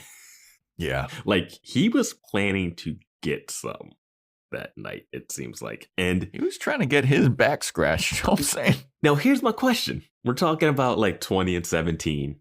We know it's not legal age. Like, what is it? It's like they can make out and go to second base and it's fine. What is the crossover on that? I don't know. Yeah. I don't know if it's like, is penetration with the part where it's illegal, or I don't know, but we're rubbing up against it. I'm glad I don't know. God, he's trying to get his back scratched by a private dick. Why can't she just be dating another high school guy? Or like a guy that's like a freshman in college, and it's like, it's just, I don't know. Or like Leo just doesn't go to the school and he works at some place and he's not like I don't know. This is tricky. And it's not even this was 2005 or whatever. It's different. I'm like, no, this is. I mean, it's just even trickier because he's a cop. No, he is the one that's going to have to arrest himself. Yeah. Like, it'd be different if it was a 20-year-old, just regular guy, but he knows the deal. He's a cop. Yeah. Dude, this next episode better be her 18th birthday or something. Like, something. Yeah, honestly. Just like, let's get rid of that. Get rid of that easily if she's just 18 and we're like, fine, whatever. Yeah. I just need to cut down like the brother love or the statutory relationship. Just limit it so I can be like, okay. We just had a whole episode of statutory with Mr. Rooks. We had an episode earlier where that 23-year-old computer guy was hooking up with a 17-year-old. Yeah. And God, dude. And I think this got brought up on Discord. It's also a level of not just the age, but the person being in a position of power. Yes. The power dynamic thing. Now, I know he's a low-level deputy sheriff, but he's still like an authority figure. Yeah. It's not just like he's like some guy that like works at the kiosk at the mall. But then if you like think about it from the other side too, it kind of feels like Veronica's using him 100%. To get information and shit. It's like, that also makes this relationship not feel real because it didn't seem like, oh, I actually like this guy. It started out like, I'm going to use him for information to get in. And then the next time I see him, it's a very transactional relationship. When she said like, yeah, she admits to using him, mm-hmm. but then she goes, but then I fell for you. And I was like, I don't buy that at all. No. And now this episode, she asks him to do some illegal shit again. He does it. And then he shows up to the dance. You don't ask him to the dance. Yeah. And you've been feeling lonely and out of it. So you're just like, fine. But it's a lot of tell, don't show. Like, don't tell me that you fell for him. I did not see that. I don't buy it. Yeah. I don't buy it at all. But, so yeah, Veronica drives to Barstow to the bar and she's looking around and she finds her mom and her mom is fucking hammered. You can tell there's a bunch of empty glasses. This bartender does not clean up after himself. When he refills her glass, he just leaves that. He gives her a new glass, leaves them all there. She's got she is sitting at the bar. He's not taking any away. She's got like 7 empty glasses in front of her, and she's just like slumped over. And Veronica's like, "Mom, I found you." And Veronica's mom looks at Veronica, and she's like, "No, you can't do that. You can't be here. I can't be seen with you. They're going to hurt you." And Veronica's like, "No, it's fine. It's cool here. It's going to be okay. I found you." Veronica says, "I know who's blackmailing us and we're safe." And I was like, you have not done anything to make yourself safe. If anything, you've put more of a target on your back. Yeah. And as she's dragging her mom out of the bar, we see Veronica get a glimpse of Clarence Weedman. And he gives her a look, and then he just like kind of walks away. And then Veronica is like, I'm going to say my least favorite thing about these episodes is how they tag on these ending cliffhangers. Yeah. Because they come out of left field. Like last week, it was like, wow, this was crazy. I got Rooks off. But Rooks was actually a bad guy. That was a crazy situation. I was wrong. This is why. Oh, let me drive to death row and call out Abel Kuntz because I stole his medical records. Uh-oh. Big cliffhanger. Can't wait to tune in next week. Doesn't relate to this episode at all. Don't really need it.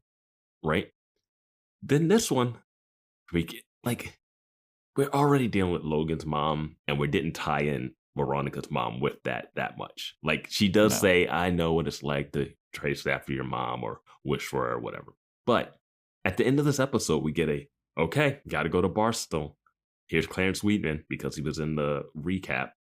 And what is he? It ends so abruptly and awkwardly that instead of being like, oh, wow, I can't wait to see what happens next. I'm like, wait, what? Well, it looks like he like walks away too. And I'm like, she's looking at him through the mirror behind the bar. And then she looks towards the door and he's gone. And it's a solo shot of Veronica. And I'm not sure where the mom is. Like, did she like, she's Veronica like, just dropped her on the ground. Right? Yeah. And then I'm like, wait, did he set that up for her to come out there? Because I know next week's episode we're going to start. She's going to be in Neptune. It's going to be something. Or maybe they'll pick it up and she's driving her mom back. They're going to be in a motel room in Barstow. But like, what's Clarence Weedman doing there? Wait, was it daytime? Yeah. How long was she? It was that dance, that height. She went straight from there to Barstow. I don't know if she went straight from there. She did change clothes. Yeah, she did change clothes. She's not showing up in that 80s getup. That would have been hilarious. But it's not going to be morning. Yeah. It has to be like the next day. Yeah, so why'd she storm out of the dance if she was going to leave the next day? She's got to see she got to map quest the... she went home, took a shower, took a nap, took a little snooze on her waterbed, and then was like, all right, first thing in the morning, I'm going to go there. Yeah. Because you would have to be leaving right away so that your mom doesn't leave the bar. You can't assume your mom's going to be at the bar at the morning. Yeah, that's what I was like. It's going to be crazy if her mom is still there. When she showed up at the bar, I was like, the mom's definitely not going to be there. And the mom was there. Well, that's the reason. What? That's the reason to leave right away, is to get there before she leaves. But it's the morning. It's definitely morning. And that dance, and no high school dance is ending at like 2, like starting at 2 a.m. Well, Veronica did just show up. Yeah, you're right. They just showed up at the dance. That time jump is, this tag at the end is just weird. And what is Clarence Weedman doing there? He's just keeping an eye on her. Did he come? He came from Neptune to Barstow to see if the mom was. Is he tracking her? It's more following Veronica, maybe, because he's the one that's been taking pictures with the sniper or crosshairs on her face. So he followed her all the way to Barstow. He's like, oh, if she leave, did he follow her to Los Angeles when she was going to the hotel? It adds too many layers of questions and not enough like, oh, wow, that's a cool cliffhanger. Yeah. Remember when Veronica gave him pictures of himself? Yeah, that's what I'm saying. That's why I don't know why she's like, I know who's blackmailing us. We're going to be safe now. I sent them pictures. Yeah. I poked the bear. Yeah. That's where the episode ends. Like, that's risky business. Yeah. I don't like these cliffhangers. I don't think they work the way they should. Yeah. But overall, I like this episode. It's a good one. Yeah, it's fine. I think it's a good one. It's fun. There's just like a lot going on in this. Like, I can't stress that enough. There's like so much shit happening. It's a lot of Veronica being wrong too in the last 2 episodes. I actually think she's fine at searching. I don't feel like she did anything wrong in this episode tracking down Tom Cruise. No, I mean, she got duped. Yeah. Like she got duped. It's fine. You know Keith would have done the same thing once he heard daily rate. 100%. 100%. I would love his negotiations. Hey, my daily rate's $250. Well, I refuse to pay you your daily rate. Damn it. Yeah. Well, I'll still take the case. I'll still take the case. I'm bored. Yeah, I'll do something. It's a pro bono. I'll take the case. I'm just going to give it to my daughter.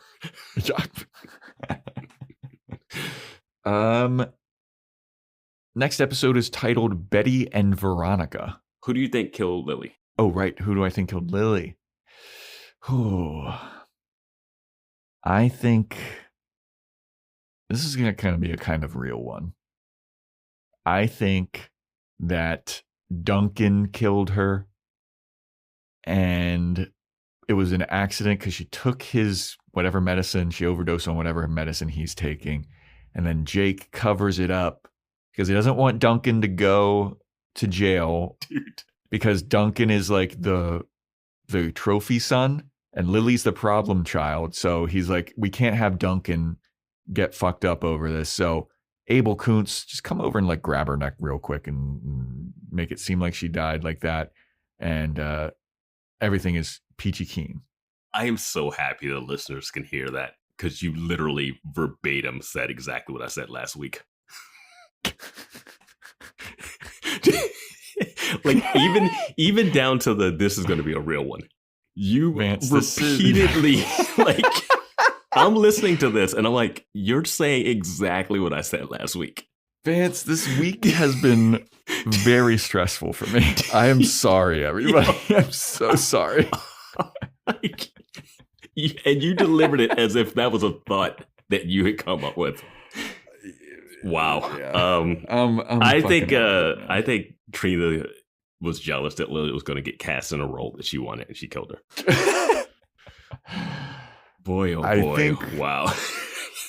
Yeah. God. Whatever, dude. Betty and Veronica. They're from Archie Comics, right? Yeah.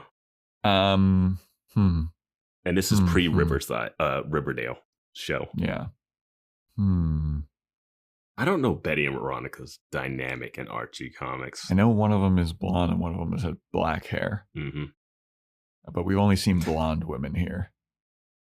Maybe Mac comes back? Return of the Mac? Turn off the Mac. Return of the Mac. Terrible rendition. I don't know who would be Betty and who would be Veronica. Yeah, I never really got into Archie shit. This show doesn't have a Cordelia in it. No.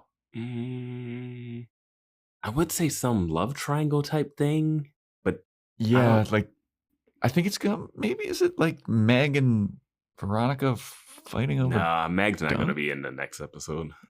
Yeah. Right. I think it's here. I think it's gonna be a completely new two girls fighting over Logan, and Logan asks fucking Veronica to research it. I don't know. I'm fucking out of it, dude. This is a tough one. I don't know Betty and Veronica's dynamic. I don't know. Because they both fight over Archie.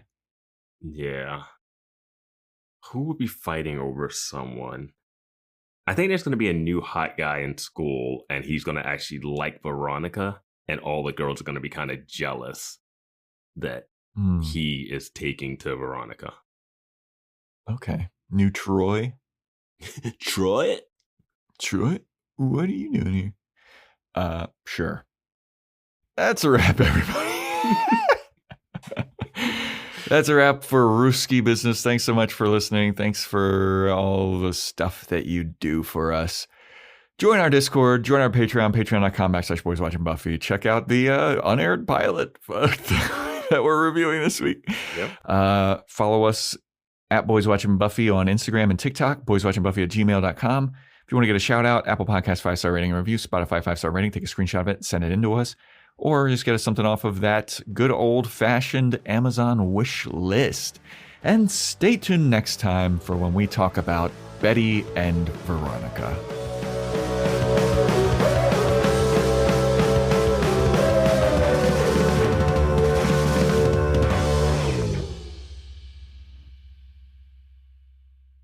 How hard can it be to find an actor named Tom Cruise? Tom Cruise? Not as good a private eye as I thought. Seltzer Kings. Podcasts.